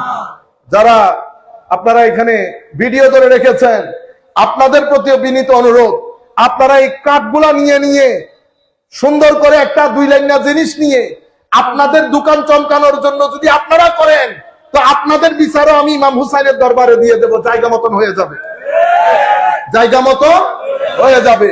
মনে রাখবেন, এটা একটা মিশন। এই মিশনের মধ্যে কেউ যদি শয়তানি করে ডিস্টার্ব করে, এফেক্টেড হবে, এফেক্টেড হবে। কাজেই বিনয়ের সাথে বলছি, সবাই সুন্নি। কিছুদিন আগে একজন আমাকে বলতেছে, হুজুর আপনার ব্যাপারে অমুক বলছে, আপনার রাগ ওঠে না? আলহাম রাগ ওঠে নাই। এতটুকুন তো ভালো লাগতেছে সে সুন্নি। হয়তো আমাকে ভুল বুঝতেছে, কিন্তু তার সুন্নি আকীদার ব্যাপারে কোনো দ্বিমত থাকতে পারে না। আমরাও বলছি না যারা এই কথাগুলো বলছে তারা খারেজি, তারা নাসেবি না। সুন্নি আলে বাইতে রাসূলের এশ ধারণ করে, বরং আমাদের চেয়ে বেশি করে, কিন্তু ট্র্যাপে পড়ে গেছে। পলিটিক্স বুঝতে পারছে। কুল কায়নাতের মধ্যে গত 1300 বছরে এগুলাই হচ্ছে বলয়ে বলয়ে। আপনারা বুঝতে পেরেছেন? যাই হোক, আমরা এই জন্য আর সময় লস না করি। এখন কাউসার বলে কিছু মুফাসসির বলেছেন হযরতে মা ফাতেমাতুজ জাহরা রাদিয়াল্লাহু তাআলা আনহা। কেন? আমার নবীর বংশের উপর কথা বলার জন্য। আমার নবী বলছেন, হুজুর, আমার আল্লাহ বলছেন, হাবিব, আপনাকে হযরতে ফাতেমাতুজ জাহরার আকৃতিতে কাউসার দান করেছি। এই কাউসারের মাধ্যমে কিয়ামত পর্যন্ত আপনার আওলাদ পৃথিবীর জমিনে বেঁচে থাকবে। এই আওলাদগুলো ইমামে হাসান, ইমামে হুসাইনের চ্যানেল দিয়ে এসেছে। আজকে এখানে বসে যদি আপনি পুরো পৃথিবীর একটা স্টেটমেন্ট নেন, কারা দ্বীনের খেদমত করেছে, দেখবেন 65 to 70% খেদমত, তাফসীর হোক, ফিকহ হোক, তাসাউফ তরিকত হোক, আহলে বাইতে রাসূল, আহলে বাইতে রাসূল। বাংলার জমিনে যারা বেলায়েতের ক্ষেত্রে অপরিসীম খেদমত আঞ্জাম দিয়েছে, মাইজবান্ডার দরবার শরীফ আওলাদ রাসূল না? জামিয়া প্রতিষ্ঠা করে ইলমে শরীয়ত এবং ইলমে তরিকতের অবিশ্বাস্য খেদমত আঞ্জাম যারা দিয়েছেন, আহলে বাইতে রাসূল না? এই জন্যই বলছি, এখনো পর্যন্ত আহলে রাসূল আছেন। সেই কারণে রাইহান বলে আমার নবী ইমাম হাসান এবং ইমাম হুসাইনকে নিজের আওলাদ বলেছেন। দ্বিতীয়, তৃতীয় অর্থ, রাইহানের তৃতীয় অর্থ করা হয়েছে রাহা। রাহা মানে সুকুন, শান্তি।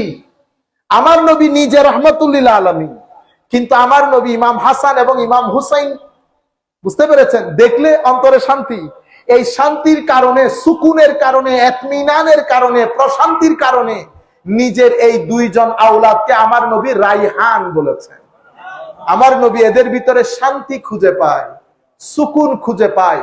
দাওয়াতি কর্মকাণ্ড, টেন্স, ফ্রাস্ট্রেশন সবকিছু মিলে আমার নবী যখন ঘরের মধ্যে আসতেন, দুইজনকে দেখলে আমার নবীর অন্তরে হায় হায় হায়, হ্যাঁ, সুকুন বয়ে যেত, শান্তির বাড়ি ধারা। সেই কারণে আমার নবী এই দুইজনকে রাইহান বলেছেন। রহমত, রাইহানের আরেকটা অর্থ রহমত। আমার নবী নিজ রহমতুল লিল আলামিন। এই দুইজনের ব্যাপারে আমার নবী সাল্লাল্লাহু আলাইহি ওয়াসাল্লাম নিজের জন্য এই দুইজন রহমত হিসেবে আল্লাহ দিয়েছেন। এই দুইজনকে আল্লাহ আমার নবীর জন্য রহমত হিসেবে দিয়েছেন। এই জন্য আমার নবী এই দুইজনকে রাইহান বলেছেন। আমি সংক্ষিপ্ত আকারে বলে যাচ্ছি পঞ্চম অর্থটাতে যাওয়ার জন্য। পঞ্চম অর্থ, রাইহানের পঞ্চম অর্থ হচ্ছে রিজক। কি জিনিস? রিজক। ওনারা রিজিক নহন, রিজিক, এই রিজিক। তো রিজিক হচ্ছে রাইহানের পঞ্চম অর্থ। এই জন্য রাইহানের অর্থ করতে গিয়ে ওয়াবের রিজক সুমিয়াল ওয়ালাদু রাইহানা। রিজিক হওয়ার কারণে আওলাদ, আওলাদ রিজিক হওয়ার কারণে আওলাদকে আরবিতে রাইহান বলে। কি বলে? রাইহান। আওলাদকে রাইহান কেন বলে? কারণ আওলাদ তার মা বাবার জন্য রিজিক, তার মা বাবার জন্য রিজিক। এখন লিসানুল আরব একটা আরবি অভিধান আছে, আপনারা জানেন, লিসানুল আরব, ইমাম ইবনে মনজুর আল আফরিকি, উনি ওনার কিতাবের মধ্যে রিজিকের শব্দের অর্থ বলতেছেন, রিজিক হচ্ছে আল্লাযী ইউনতাফাউ বিহি। রিজিক এমন জিনিসকে বলা হয় যার মাধ্যমে আপনার আমার উপকার সাধিত হয়।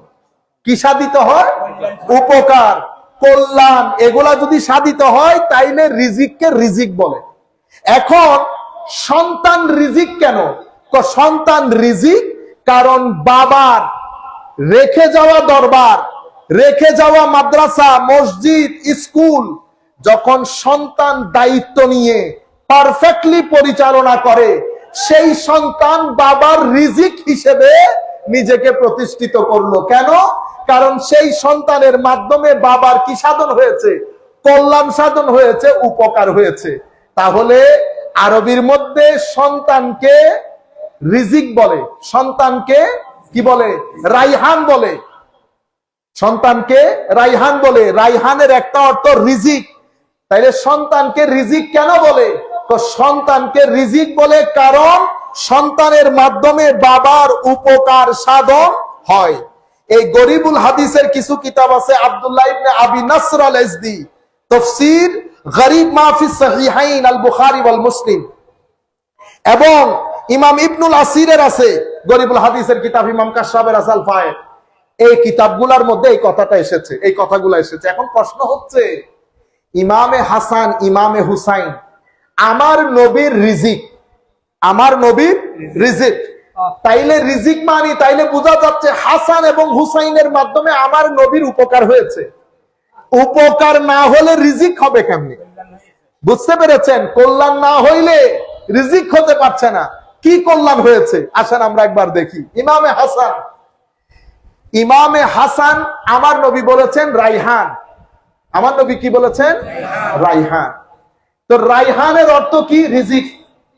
রিজিকের কারণে সন্তানকেও কি বলা হয়? রাইহান বলা হয়। তাহলে রিজিক অর্থ কি? যার মাধ্যমে উপকার হয়, কল্যাণ হয়। প্রশ্ন হচ্ছে হাসান এবং হুসাইনের মাধ্যমে আমার নবীর কি উপকার সাধিত হয়েছে, যেই উপকারের কারণে এই দুইজন আমার নবীর রিজিক হয়েছেন, আমার নবীর আওলাদ হয়েছেন, সেটা আমরা একবার দেখে নেব।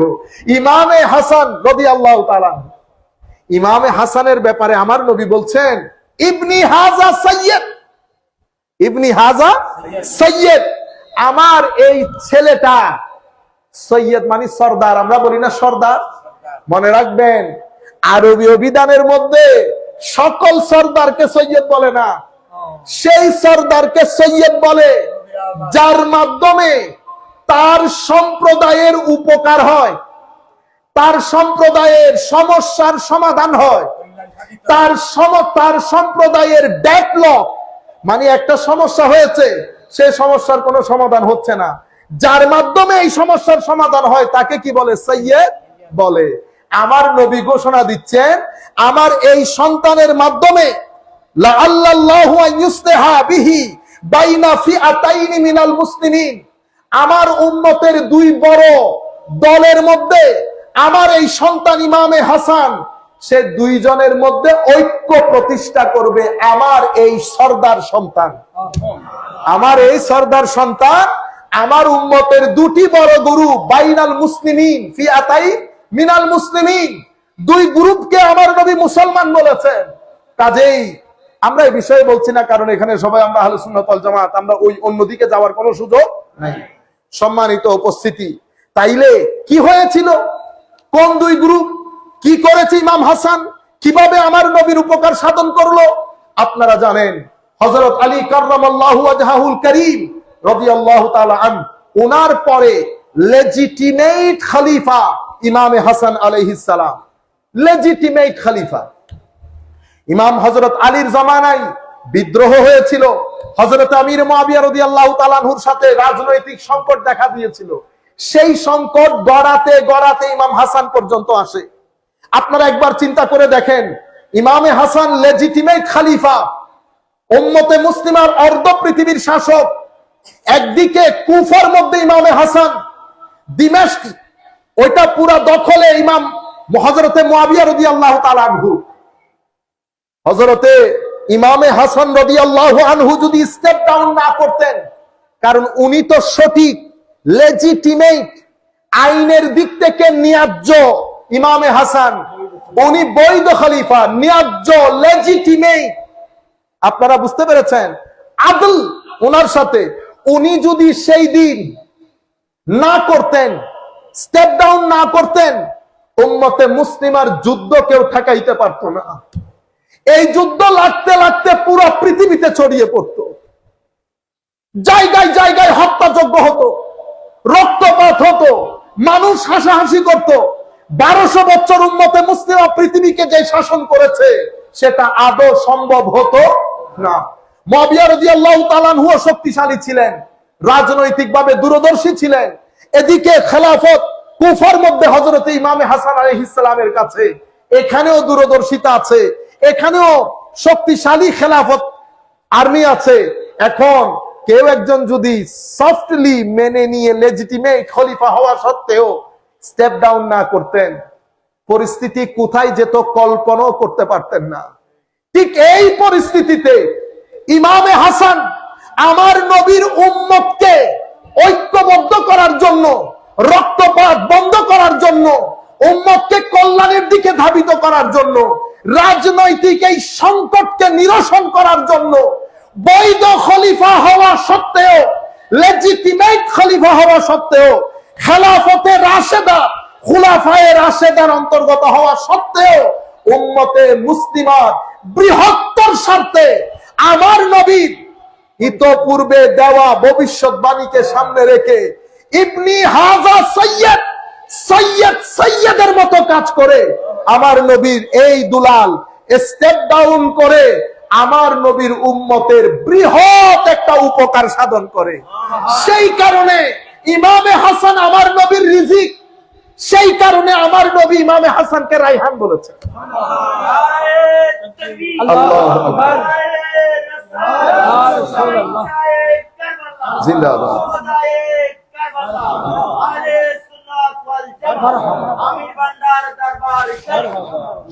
সম্মানিত অতিথি, বক্তব্য সংক্ষিপ্ত করার জন্য আমি খুব সংক্ষিপ্ত আকারে বলছি। আল্লাহর দরবারে পানা চাই, আমার শব্দের ব্যবহারে যদি মাওলা কোন ধরনের কারো প্রতি বিয়াদবি হয়, মাওলা কান ধরে আপনার দরবারে আমি ক্ষমা প্রার্থনা করছি।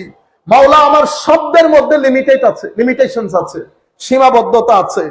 আমার অনিচ্ছা সত্ত্বেও যদি কোনো জায়গায় বিয়াদবি হয়ে যায়, আপনার দরবারে ক্ষমা চাই মাওলা। মনে রাখবেন, সাহাবী হওয়া আজিম জিনিস। যিনি এক সেকেন্ডের জন্য আমার নবীকে দেখেছেন, এক সেকেন্ড, আমার নবীর শরীর মুবারকের সুগন্ধি যার নাকে লেগেছে, এক সেকেন্ড। রুয়ে জমিনের সমস্ত গৌসিয়ত কুতুবিয়ত যদি এক জায়গায় রাখেন, ওই এক সেকেন্ডের সাহাবীর জুতার সমতুল্য হবে না। সাহাবিয়ত আজিম জিনিস। আমি কেবারে সাহাবীর তো কথা বলছি না, যারা দিন রাত আমার নবীর জন্য এক করে দিয়েছে, দিন রাত যারা আমার নবীর জন্য এক করে দিয়েছে। সিদ্দিক দিনে দিনে হয়ে যান নাই, ফারুকের ফারুকিয়ত একদিনে হয় নাই, ওসমানে গনির নুরানিয়ত একদিনে হয়ে যায় নাই, হযরত আলী কাররামাল্লাহু ওয়াজহাহুল কারীমের বেলায়েত একদিনে হয়ে যায় না। এক একজন এক এক জায়গায় আজিম ছিলেন, সবাই মিলে সাহাবায়ে রাসূল। আমরা ধারাবাহিক আলোচনাগুলো করব, আপনারা এগুলা দেখবেন। 2-3 দিন পরে আমরা আলাপ করব সাহাবায়ে কেরাম নিজেদের মধ্যে কি মহব্বত করতেন। আহলে বাইতে রাসূলের হযরত আলী কাররামাল্লাহু ওয়াজহুল কারীম থেকে শুরু করে আরো অন্যান্য আহলে বাইতে রাসূল প্রত্যেকে নিজের সন্তানের নাম ওমর রেখেছেন, আবু বকর রেখেছেন, উসমান রেখেছেন। আমরা এগুলা শিয়াদের বই থেকেই বলবো, নাজুল বালাগা থেকে। আপনারা বুঝতে পেরেছেন? সাহাবায়ে কেরাম যেমন রেখেছেন, আহলে বাইতে রাসূলও রেখেছেন। ইনারা একজন আরেকজনকে অসম্ভব মহব্বত করতেন। আবু বকর সিদ্দিক বলছেন, উরকুবু মুহাম্মাদান ফি আহলি বাইতিহি আও কামা ক্বাল, আমার নবীকে মহব্বত করেন, সম্মান করেন, তাজিম করেন আহলে বাইতে রাসূলকে সম্মানের মাধ্যমে, আহলে বাইতে রাসূলকে তাজিমের মাধ্যমে। তাদের মধ্যে এত আজিম সম্পর্ক ছিল। আপনারা বুঝতে পেরেছেন? আমরা এর ফার্দার বাইরে যাব না। মনে রাখবেন, সাধারণ মজলিসে সব কথা বলা যায় না, কিছু এলমি মজলিস থাকে, সেই মজলিসের মধ্যে আমরা ক্রস চেক করে নেব। সাধারণ মজলিসে হুজুর ফরজ জানি না, আমরা এগুলা বলার কোনো দরকার আছে?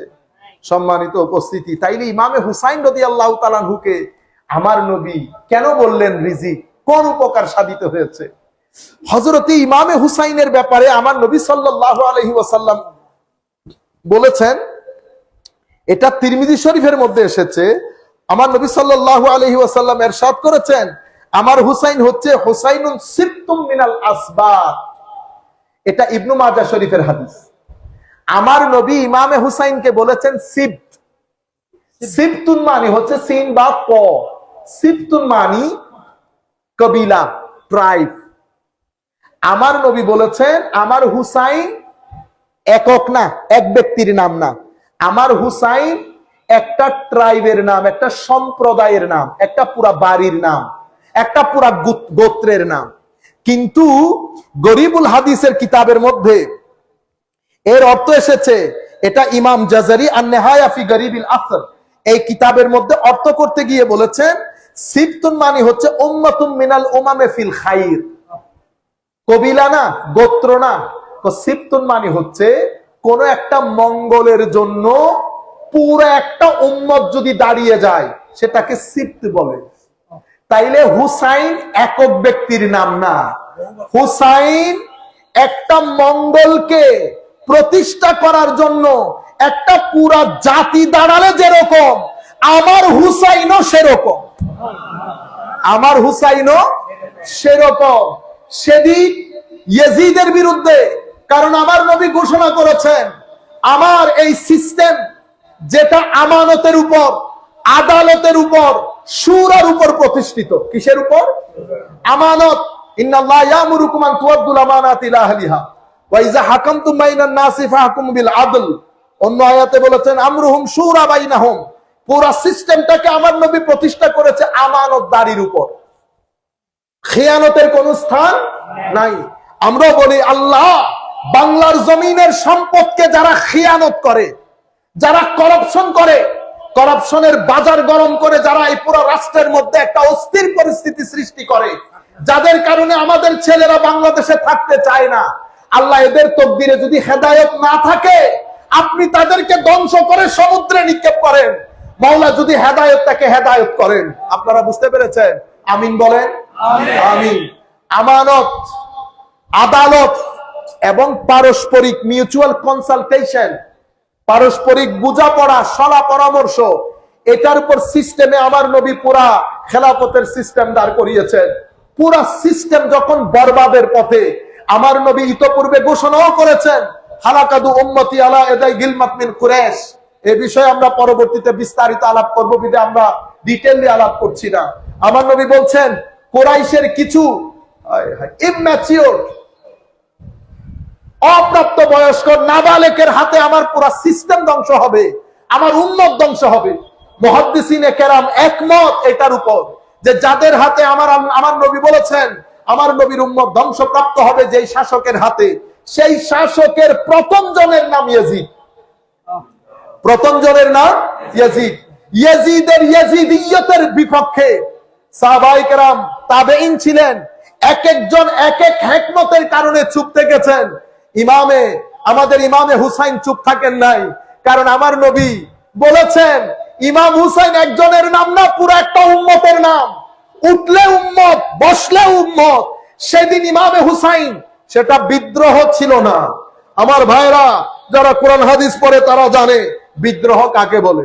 বিদ্রোহ করার জন্য একটা দল তৈরি করতে হয়, একটা স্থান দখল করতে হয়, সেই স্থান থেকে আক্রমণ করতে হয়। ইমামে হুসাইন কোন জায়গা দখল করেন নাই, কোন গ্রুপ বানান নাই। যদি করতেন মদিনা শরীফে করতে পারতেন। আমার ইমাম আওলাদ নিয়ে, পরিবার পরিজন নিয়ে কুফাতে যাচ্ছিলেন, কারণ ইয়াজিদের এই শাসন গ্রহণ করা কশ্চিন কালেও সম্ভবপর হচ্ছিল না সেই হাস্তির পক্ষে যিনি আমার নবীর কোলে মানুষ হয়েছেন। ইমাম হুসাইন দাঁড়িয়ে যান। ইমাম হুসাইন দাঁড়িয়ে যাওয়ার কারণে কারবালার প্রান্তরে একদিকে বিশাল সৈন্যবাহিনী ইয়াজিদের আদর্শ লালনকারী, একদিকে ইয়াজিদিয়ত। ইয়াজিদিয়ত বুঝতে হলে আপনি মুসা আলাইহিস সালামের জামানার ফেরাউনিয়তকে বুঝতে হবে। ইয়াজিদিয়ত বুঝতে হলে আপনি ইব্রাহিম আলাইহিস সালামের জামানার নমরুদকে বুঝতে হবে। ইয়াজিদ জুলমের নাম, ইয়াজিদ বেয়াদবির নাম, ইয়াজিদ করাপশনের নাম, ইয়াজিদ মদ্যপানের নাম, ইয়াজিদ অসামাজিক কার্যকলাপের নাম। সামগ্রিক দিক থেকে সেই ফেরাউনের আকার ধারণ করেছে, ফেরাউনের আচরণ ধারণ করেছে। আল্লাহর সুন্নত হচ্ছে ফেরাউন যেখানে থাকবে মুসাকে আল্লাহ সেখানে পাঠাবেন, যেখানে নমরুদ সেখানে ইব্রাহিম, যেখানে ইয়াজিদ সেখানে হুসেন। ইয়াজিদ দাঁড়িয়েছে, ইমাম হুসাইনও দাঁড়িয়েছে। একদিকে হুসাইনিয়ত আদর্শের নাম, এই আদর্শের পেছনে আমার নবীর রেখে যাওয়া আদর্শ আছে। সেদিন ইমামে হুসাইন নির্মমভাবে শাহাদত বরণ করেছেন। কিন্তু মনে রাখেন হুসাইনিয়তকে কখনো মেরে ফেলা যায় ইয়াজিদিয়ত। আল্লামা ইকবাল কত চমৎকার বলেছেন, এক কথাই বলে দেই, ইয়াজিদ থা হুসেন হ্যাঁ। এক কথাই বলে দিচ্ছি, ইয়াজিদ ছিল, ওয়ান্স আপন এ টাইম। হুসাইন আছে, হুসাইন ছিল, হুসাইন থাকবে। আল্লামা ইকবাল আরো বলছেন হাদহি নেহি হুসैन तेरी इंतकाम की के लफ्ज यजीद को गाली से बदतर बना दिया। के হুজুর কোন বড় সৈন্যবাহিনী নিয়ে যান নাই, কিন্তু এমন একটা কাজ করেছেন, আদর্শের লড়াই যখন হয়, আপনি যখন আদর্শের বাইরে দাঁড়াবেন, কিছু সময়ের জন্য আপনি হয়তো একটু দবদবানি দেখাবেন, সেটা সময়ের ব্যাপার। আদর্শের বাইরে যারা দাঁড়ায় কখনো তারা সমাজের মধ্যে লাস্টিং করে না। আজকে মরলে কালকে কেউ জিজ্ঞেসও করবে না এই ব্যক্তি নামে পৃথিবীতে কেউ ছিল কিনা। ইয়াজিদ অর্ধ পৃথিবীর শাসক ছিল, কিন্তু পৃথিবীবাসী জানেও না এই ব্যক্তিকে পুঁতে ফেলা হয়েছে কোথায়, কোন জায়গায় তাকে পুঁতা হয়েছে পৃথিবীর মানুষ জানে না। আমি কবর বলছি না, কবর ভালো মানুষের জন্য ব্যবহার হয়, আমরা জানলে থুতু ছিটাই আসতাম এই গুস্তাখের গর্তের মধ্যে। কিন্তু হুসাইনিয়ত দেখেন, সে কারণে বলে না ইয়াজিদিয়ত মুর্দাবাদ, হুসাইনিয়ত জিন্দাবাদ। ইমামে হুসাইনের মস্তকে পাক যেখানে, পাঞ্জাবি যেখানে, দরা তালুয়ার যেখানে, উম্মতে মুসলিমা হুমরি খেয়ে পড়ে সেখানে হুসাইনিয়তের মৃত্যু নাই। সেই জন্য আল্লামা ইকবাল বলছেন হুজুর এমন এক প্রতিশোধ নিয়েছেন, কি ইয়াজিদ শব্দটাকে কুল কায়নাতের জন্য গালিতে পরিণত করেছেন। মানুষ জুলুম করলে বলে আস্তে একটা ইয়াজিদ, মানুষ কিছু একটা বললে বলে আস্তে একটা ইয়াজিদ। আমাদের ভাইয়েরা এখন নতুন নতুন ইয়াজিদের বন্দনা শুরু করেছে না। ইয়াজিদ একজন ব্রাহ্মণবাড়িয়ার লোক, অনেক আগের কথা, আমি আগেও বলেছি। উনি আমাকে বলতেছেন আপনি আপনার আমার লাইভ হয়েছিল একটা, লাইভের মধ্যে আপনি ইয়াজিদকে দোষারোপ করছেন। উনি একটা শব্দ বলেছেন রাদিয়াল্লাহু রাহমাতুল্লাহ, আমি এগুলা বলতে চাই না। তা উনি তাবেঈ, আপনি কি করে জানেন উনি ছিল কি ছিল না, অনেক লটনম ফটরম, অনেক কিছু। আমি বলছি দেখেন ভাই, আমরা এমনি অনেক ভদ্র মানুষ, কোনো সন্দেহ নাই, কিন্তু আলে বাইতে রাসূল, আমার নবীর শান, সাহাবায়ে কেরামের আজমত ও তাকরীম, এগুলার ব্যাপারে যদি আপনি উঠানামা করেন তখন আমরা স্যান্ডেল থেকে কথা শুরু করব। এমনিতে আমরা অনেক ভদ্র, এগুলার মধ্যে কোন ধরনের, আমার ছেলে হলে 2 মিনিটে তালাক দিয়ে দেবো, এগুলা নিয়ে কোন, এগুলা বাউন্ডারি, রেড জোন, এগুলা নিয়ে কোনো কথাবার্তা, কোনো কম্প্রোমাইজ, কোনো যুক্তি দলিল, কোনো কিছুর দরকার নাই। আপনি ইচ্ছে করলে মানবেন, ইচ্ছে করলে না মানবেন, না মানলে আপনি আপনার জায়গায় থাকেন। কিন্তু এই চৌহদ্দির ভিতরে আপনি একটা লফজ যদি বলেন, বিশেষ করে সোহাদায়ে কারবালার এই ইস্যুটা, এটা অনেক সেনসিটিভ ইস্যু। আমার নবীর আলে বাইতের রক্ত ঝরেছে, চোখের পানিও ঝরেছে, এটা আমাদের হৃদয়ের সাথে সংশ্লিষ্ট। আপনি আমার হৃদয়কে ধরে টান দিয়েন না, আপনি আপনার জায়গায় রাখেন, আপনার মহব্বত নিয়ে আপনি থাকেন। তবে আমি একটা অনুরোধ করব, আমি আমার বড় ভাইয়ের ছেলের নাম রেখেছি হাসানাইন, পরে ছেলে হয় কি হয় না, একসাথে 2 জনের নাম রেখে দিয়েছি, হাসান এবং হুসাইনের সাথে হাসানাইন। আপনারা তো, আমি ইয়ার মধ্যে টেলিফোনের মধ্যে দেখতেছি না বয়স কতটুকু, জোয়ান টোয়ান যদি হন, ছেলে টেলে হওয়ার সম্ভাবনা থাকলে একটা ছেলের নাম ইয়াজিদ রেখে একটু দেখায়, যদি না হয় তাহলে নাতির নাম ইয়াজিদ রেখে, তবেই তো আপনার মহব্বত না। হ্যাঁ, তো একটা ছেলের নাম ইয়াজিদ, আমরা তো লাখো মানুষ হুসাইন রাখে, লাখো মানুষ, আপনি একটা ইয়াজিদ রেখে দেখান, আলাম পারবেন না, পারবেন না। কিয়ামত পর্যন্ত এই নাম কেউ রাখবে না। ন্যাচারালি এই নামের প্রতি থুতু, ঘৃণা। আপনারা বুঝতে পেরেছেন? আপনারা হয়তো বলতে পারেন আপনারা কোন আমলদার, আমরা আমলদার না, নালায়েক, না ফরমান, গুনেহগার, না চিজ, কোন আমল নাই, কোনো কিছুই নাই, আমরা একেবারে তুচ্ছ, অতি তুচ্ছ। কিন্তু একটা আজিম জিনিস আল্লাহ আমাদেরকে দান করেছেন, সেটা হাসনাইনে করিমাইনের মহব্বত।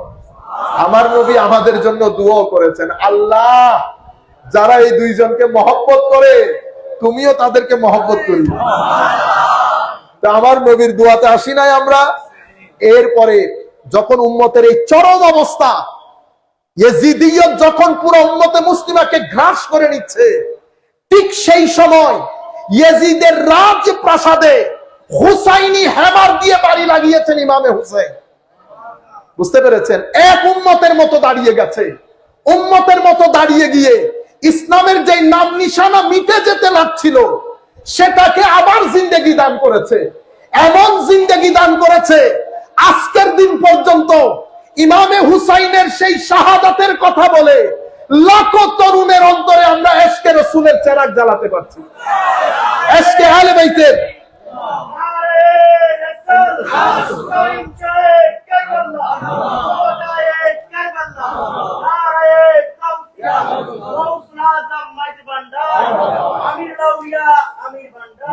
সেই দিন যদি এটা না হতো তো আমরা আজকে উম্মতে মুসলিমা হয়তো একটা ডেডলকের মধ্যে পড়ে যেত ইয়াজিদিয়তের আশপাশে। কিন্তু হুসাইনিয়ত দিয়ে আমার আল্লাহ ইয়াজিদিয়তকে মিশে দিয়েছে, মিটিয়ে দিয়েছে, হুসাইনিয়তকে জাগরণ করেছে আমার আল্লাহ। হুসাইনিয়তের মাধ্যমে দ্বীন ইসলামকে আবার নব জাগরণ দিয়েছে আমার আল্লাহ। সেই জন্য বলে না, ইসলাম জিন্দা হতা হ্যায় হর কারবালা কে বাদ। এটা করে আমার ইমামে হুসাইন আমার নবীর উম্মতের চরম কল্যাণ সাধন করেছে, চরম উপকার করেছে। এই উপকারের কারণে আমার নবী ইমামে হুসাইনকে উম্মত বলেছেন, আমার নবী ইমাম হুসাইনকে রাইহান বলে রিজিক বলেছেন।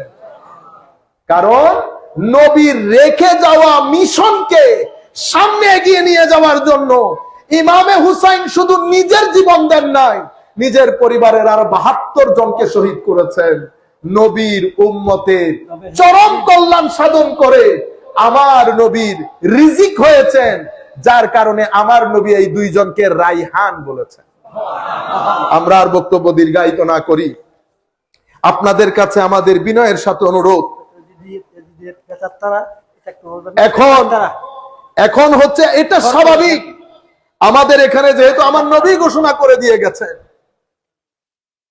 আমার নবীর জমানা থেকে জুলখুয়াইসারা তমিমি থেকে খারেজিয়তের ধারা, সে খারেজিয়ত ইয়েজিদিয়তের সাথে মিক্স হয়ে একাকার হয়েছে। পরবর্তীতে সেটা সলফিয়ত রূপ ধারণ করেছে 300-350 হিজরির মাঝখানে। সেই সলফিয়ত পরবর্তীতে তাইমিবাদের সাথে গিয়ে মিশেছে। তাইমিবাদ 600 থেকে 700 হিজরির মাঝখানে, সেই তাইমিবাদ পরবর্তীতে ওয়াহাবিয়তের সাথে গিয়ে মিশেছে। আমি কি বললাম? জুলখুয়াইসারা তমিমি থেকে শুরু, অতঃপর উসমানে গনি, হযরত আলী রাদিয়াল্লাহু তাআলা আনহুর জামানার মধ্যে খারেজিয়তের সাথে মিক্স হয়েছে। তাইলে প্রথমে জুলখুয়াইসারা তমিমি, অতঃপর খারেজিয়ত, ইমামে হুসাইন রাদিয়াল্লাহু তাআলা আনহুর শাহাদাতের আগে, শাহাদাতের পরে ইয়াজিদিয়ত। এটা কোন ইয়াজিদ? যে মদিনা শরীফের মধ্যে হামলা করেছে, যে মক্কায়ে মুআজ্জামার মধ্যে হামলা করেছে, কাবা শরীফের কাপড়ে আগুন লাগিয়েছে, মদিনা শরীফের মধ্যে আযান নামাজ স্থগিত করেছে, সেই ইয়াজিদের কথা বলছি। এটা হিস্টোরিক্যাল ব্যাকগ্রাউন্ড, আমরা পরবর্তীতে বলবো, বিদায় বলছি না। তাইলে খুয়াইসিরিয়ত, খারেজিয়ত, ইয়াজিদিয়ত 300-350 হিজরির মধ্যে আহমদ ইবনে হাম্বল রাদিয়াল্লাহু তাআলা আনহু ওই সময়কালে, পরবর্তীতে সালাফিয়ত। এটা 600 থেকে 700 হিজরির মধ্যে গিয়ে হয়ে গেছে তাইমিয়ত, ইবনে তাইমিয়া আকীদার ক্ষেত্রে। আমাকে যারা শুনছেন, আমি জানি অনেকের কাছে শাইখুল ইসলাম। আমরা কাউকে ব্যক্তিগতভাবে আক্রমণ করি না, আল্লাহ আমাদেরকে রক্ষা করুন সেই জায়গা থেকে। কিন্তু আমি বলবো আমার ভাই, ফিকার দৃষ্টিকোণ থেকে আমি বলছি না, আমি আকীদার দৃষ্টিকোণ থেকে বলছি। আপনারা দয়া করে পড়বেন আকীদার কিতাবে, আকীদার মধ্যে আহলুস সুন্নাহ ওয়াল জামাতের সাথে ইবনে তাইমিয়ার আকীদার কোনো মিল আছে কিনা সেটা আপনারা আমাদের চেয়ে ভালো জানার কথা, আপনারা আমাদের চেয়ে ভালো জানার কথা। সেই তাইমিবাদ এসে লেগেছে ওয়াহাবিয়তের সাথে, ওয়াহাবি মতবাদের সাথে। সেই ওয়াহাবি মতবাদ আমাদের বাংলাদেশে এখন ডলারের রূপ নিয়ে বাংলাদেশের আনাচে কানাচে ছড়িয়ে ছিটিয়ে আছে। কেমনে চিনবেন? এখন পুরা মাস চলে যাবে আহলে বাইত রাসূলের ডিসকাশন হবে না। কেন? আমার নবী বলেছেন, যারা হাসান ও হুসাইনকে অপছন্দ করে, হাসান ও হুসাইনের ব্যাপারে অন্তরে বগজ রাখে, আমার নবী এটাও বলেছেন, আলী, কোন মুমিন তোমাকে ভালো না বেসে পারবে না, কোন মুনাফিক তোমাকে ভালোবাসতে পারবে না। আমার নবী হযরতে আব্বাস রাদিয়াল্লাহু তাআলা আনহুকে বলেছেন, আব্বাস রাদিয়াল্লাহু তাআলা বলছেন, ইয়া রাসূলুল্লাহ, এরা আমাদেরকে, কুরাইশরা যখন নিজেরা কথা বলে, একজন আরেকজনের সাথে কত হাসি তামাশা করে বলে কথা, কিন্তু আমাদেরকে যখন দেখে তাদের মুখ ভার হয়ে যায়। এটা শুনে আমার নবীর চেহারা মুবারক লাল হয়ে যায়, রেগে যান আমার নবী। তখন আল্লাহর শপথ করে বলছেন, ওয়াল্লাহি, আল্লাহর ইজ্জতের কসম করে বলছি, লা ইয়াদখুলুল ঈমানু, ঈমান কখনো তোমাদের অন্তরে প্রবেশ করবে না যতক্ষণ পর্যন্ত আমার আহলে বাইতকে আমার কারণে মহব্বত না করবে। অনেক বড় কথা না? আল্লাহর শপথ করে আমার নবী বলছেন। আপনারা বুঝতে পেরেছেন? তো এখন বাংলার জমিনে ছড়িয়ে ছিটিয়ে আছে অনেক মাদ্রাসা, অনেক মসজিদ, কিন্তু আহলে বাইতে রাসূলের কোনো স্মরণ নাই। কারবালা আরো কারবালার মধ্যে চেষ্টা করে ইয়াজিদকে রক্ষা করার জন্য, ইয়াজিদ নাই, ইয়াজিদ সরাসরি, ইয়াজিদ অমুক, ইয়াজিদ সমুক। আমি আপনাদেরকে বলবো, এটা আমরা পরবর্তীতে বলবো বিদায় বলতেছিলাম না। হযরতে আবু হুরায়রা বাজারে বাজারে ঘুরে ঘুরে বলতেন, আল্লাহ 60 হিজরি যেন আমি না দেখি, আল্লাহ বাচ্চাদের শাসন যেন আমি না দেখি। আমি আপনাদেরকে বিনয়ের সাথে অনুরোধ করব, আপনারা ফাতহুল বারী খুলেন, আপনারা বদরুদ্দুনাইনির কিতাব খুলেন, সেখানে দেখেন আমাদের মুফাসসির মুহাদ্দিসিনে কেরাম ইমারাতুস সিবিয়ান, ছোট বাচ্চাদের শাসন, এটার মধ্যে প্রথম কার নাম বলেছে? হাদিসে পাকের মধ্যে আমার শেখ, উনি আমাদেরকে হাদিসে পাক থেকে দেখিয়েছেন, আমার নবী স্পষ্ট করেছেন, আমার উম্মত যার হাতে ধ্বংস হবে তার প্রথম জনের নাম ইউকালু লাহু ইয়াজিদ। এখন আপনি ইয়াজিদকে বাঁচাতে চাচ্ছেন, সেটা কেন করছেন? কারণ আমার নবী হাদিসের মধ্যে বলেছেন, ওয়ামান আবগাদাহুমা আবগাদানি, যারা এই দুইজনের ব্যাপারে বুগজ রাখবে তারা মানে আমার সাথে বুগজ রাখলো। তাইলে বোঝা যাচ্ছে মুসলিম সম্প্রদায়ের মধ্যে মানুষ দুই ধরনের, কেউ ভালোবাসবে, কেউ ভালোবাসবে। এখন আপনি বলবেন আমি তো ভালোবাসি, মনে রাখবেন ভালোবাসলে সেটা প্রকাশ হয়। ভালোবাসা কখনো নিজের ভিতরে আবদ্ধ বন্ধ করে রাখা যায়? যিনি সন্তানকে ভালোবাসেন তার কর্মকাণ্ড প্রমাণ করবে উনি ভালোবাসেন। আপনারা বুঝতে পেরেছেন? আল্লাহ রাব্বুল আলামিন আমাদেরকে ইয়াজিদিয়ত থেকে রক্ষা করুন, আমিন। সম্মানিত উপস্থিতি, এতক্ষণ আমরা বক্তব্য শুনছি হুসাইনিয়তে। আপনারা জানেন কারবালার প্রান্তরেও ইমাম হুসাইন নামাজ ছাড়েন নাই। এখন আমরা যদি সারাদিন সোহাদায়ে কারবালার মাহফিলে বসে নামাজ ছেড়ে দেই, আপনারা বলেন, আপনাদেরকে বলা হয় কি নামাজ না পড়লে জাহান্নামে যাবেন? এই তো, আমি আপনাদেরকে জান্নাতের লোভও দেখাবো না, জাহান্নামের ভয়ও দেখাবো না, এটা আল্লাহ আল্লাহ রসুল দেখবেন, অতটুকুন যাওয়া আমার কাজও না, সম্ভবও না। আমি আপনাদেরকে বলি, আপনারা যদি দুনিয়ার জীবন সুন্দর চান, নামাজ ছাড়া কোনো গতি নাই। কেউ যদি আপনাদের মধ্যে চান যে আমার হায়াতটা হায়াতে তৈয়বা হোক, পিসফুল হোক, সুকুন থাকুক, আপনি দুইটা কাজ বাদে আপনার জিন্দেগির, সাংসারিক জীবনের, ব্যক্তিগত জীবনের সুখ স্বাচ্ছন্দ্য আপনি নিশ্চিত করতে পারবেন না। কি দুই জিনিস? আপনি একটা সম্পর্ক স্রষ্টার সাথে আর একটা সম্পর্ক সৃষ্টির সাথে। স্রষ্টার সম্পর্ক ইবাদতের, সৃষ্টির সম্পর্ক খেদমতের। এই দুইটা যদি কিছুটা আঞ্জাম দিতে না পারেন, শান্তি যদি আপনি উল্টাও লটকে যান, ব্যাংক যদি 1000ও কিনে ঘরে ঢুকিয়ে ফেলেন, শান্তি ভিতরে আসবে। মানুষের পকেটে 10 টাকা দিলে হাসি নিয়ে ঘরে ঢুকতে পারবে। কোন মানুষ যদি আপনার 500-100 টাকা পেয়ে আনন্দিত হয়ে ঘরের মধ্যে কিছুটা হলেও নিজের টেনশনকে, বার্ডেনকে লুজ বলে মনে করে, আপনি যখন ঘরে ঢুকবেন দেখবেন রিল্যাক্স হয়ে গেছে। 2-3 দিন এমনিতে টেনশন ছাড়া কেটে যাবে। একজন জিজ্ঞেস করতেছে, হুজুর টেনশন না করার ওষুধ কি? টেনশন না করার ওষুধ কি? উনি মনে করছেন আমি ওনাকে দোয়া শিখাই দেব। দোয়া শিখাই? আমরা সবাই সুবহানাল্লাহ আলহামদুলিল্লাহর মধ্যে সীমাবদ্ধ থাকতে চাই না। খলকে খুদার সাথে ভালো ব্যবহার করে, মানুষের সাথে ভালো ব্যবহার করে, মানুষকে সহযোগিতা করেন, মানুষকে মূল্যায়ন করেন, মানুষের মধ্যেই আল্লাহর সন্তুষ্টি খুঁজে বেড়ান। এরপরে দুইটা জিনিস মাথায় রাখবেন, একটা হচ্ছে সৃষ্টি, নেচার, আর একটা হচ্ছে জিক্র। নেচার মানে আপনি যদি আপনার সন্তানকে প্রকৃতির কাছে কাছে রাখেন, সমুদ্র দেখালেন, পাহাড় দেখালেন, বিরান সবুজ ভূমি দেখালেন, আপনি আপনার সন্তানকে অনেক কিছু আর বইয়ের মধ্যে শিখাইতে হবে না, সে এমনিতে শিখে ফেলবে অনেক কিছু। সিরু ফিল আরদ, আমার আল্লাহ বলছেন জমিনের মধ্যে সফর করো। আপনি যখন, কারণ আমাদের ভিতরে আল্লাহ একটা স্বভাবজাত ধর্ম দিয়েছেন, এটাকে ফিতরত বলি আমরা। ফিতরাতুল্লাহ আল্লাতী ফাতারান নাস আলাইহা, এটাকে আমরা ইংরেজিতে বলি প্রাইমোডিয়াল নেচার। এটার উপরে আল্লাহ আমাদেরকে সৃষ্টি করেছেন। আপনি যখন ফিতরত থেকে দূরে থাকবেন, আমি সিম্পল একটা কথা বলে আপনারা বুঝতে পারবেন। বাংলাদেশে আপনার ছেলে কুরবানির 4 দিন আগে গরু নিয়ে ব্যস্ত ছিল না? আপনারা হয়তো জানেন না, বাংলাদেশে সেই 4 দিন আত্মহত্যা কম হয়, ক্রাইম কম হয়, ডিভোর্সও কম হয়। ওই 4 দিন আপনি গরু নিয়ে পাগল থাকেন না?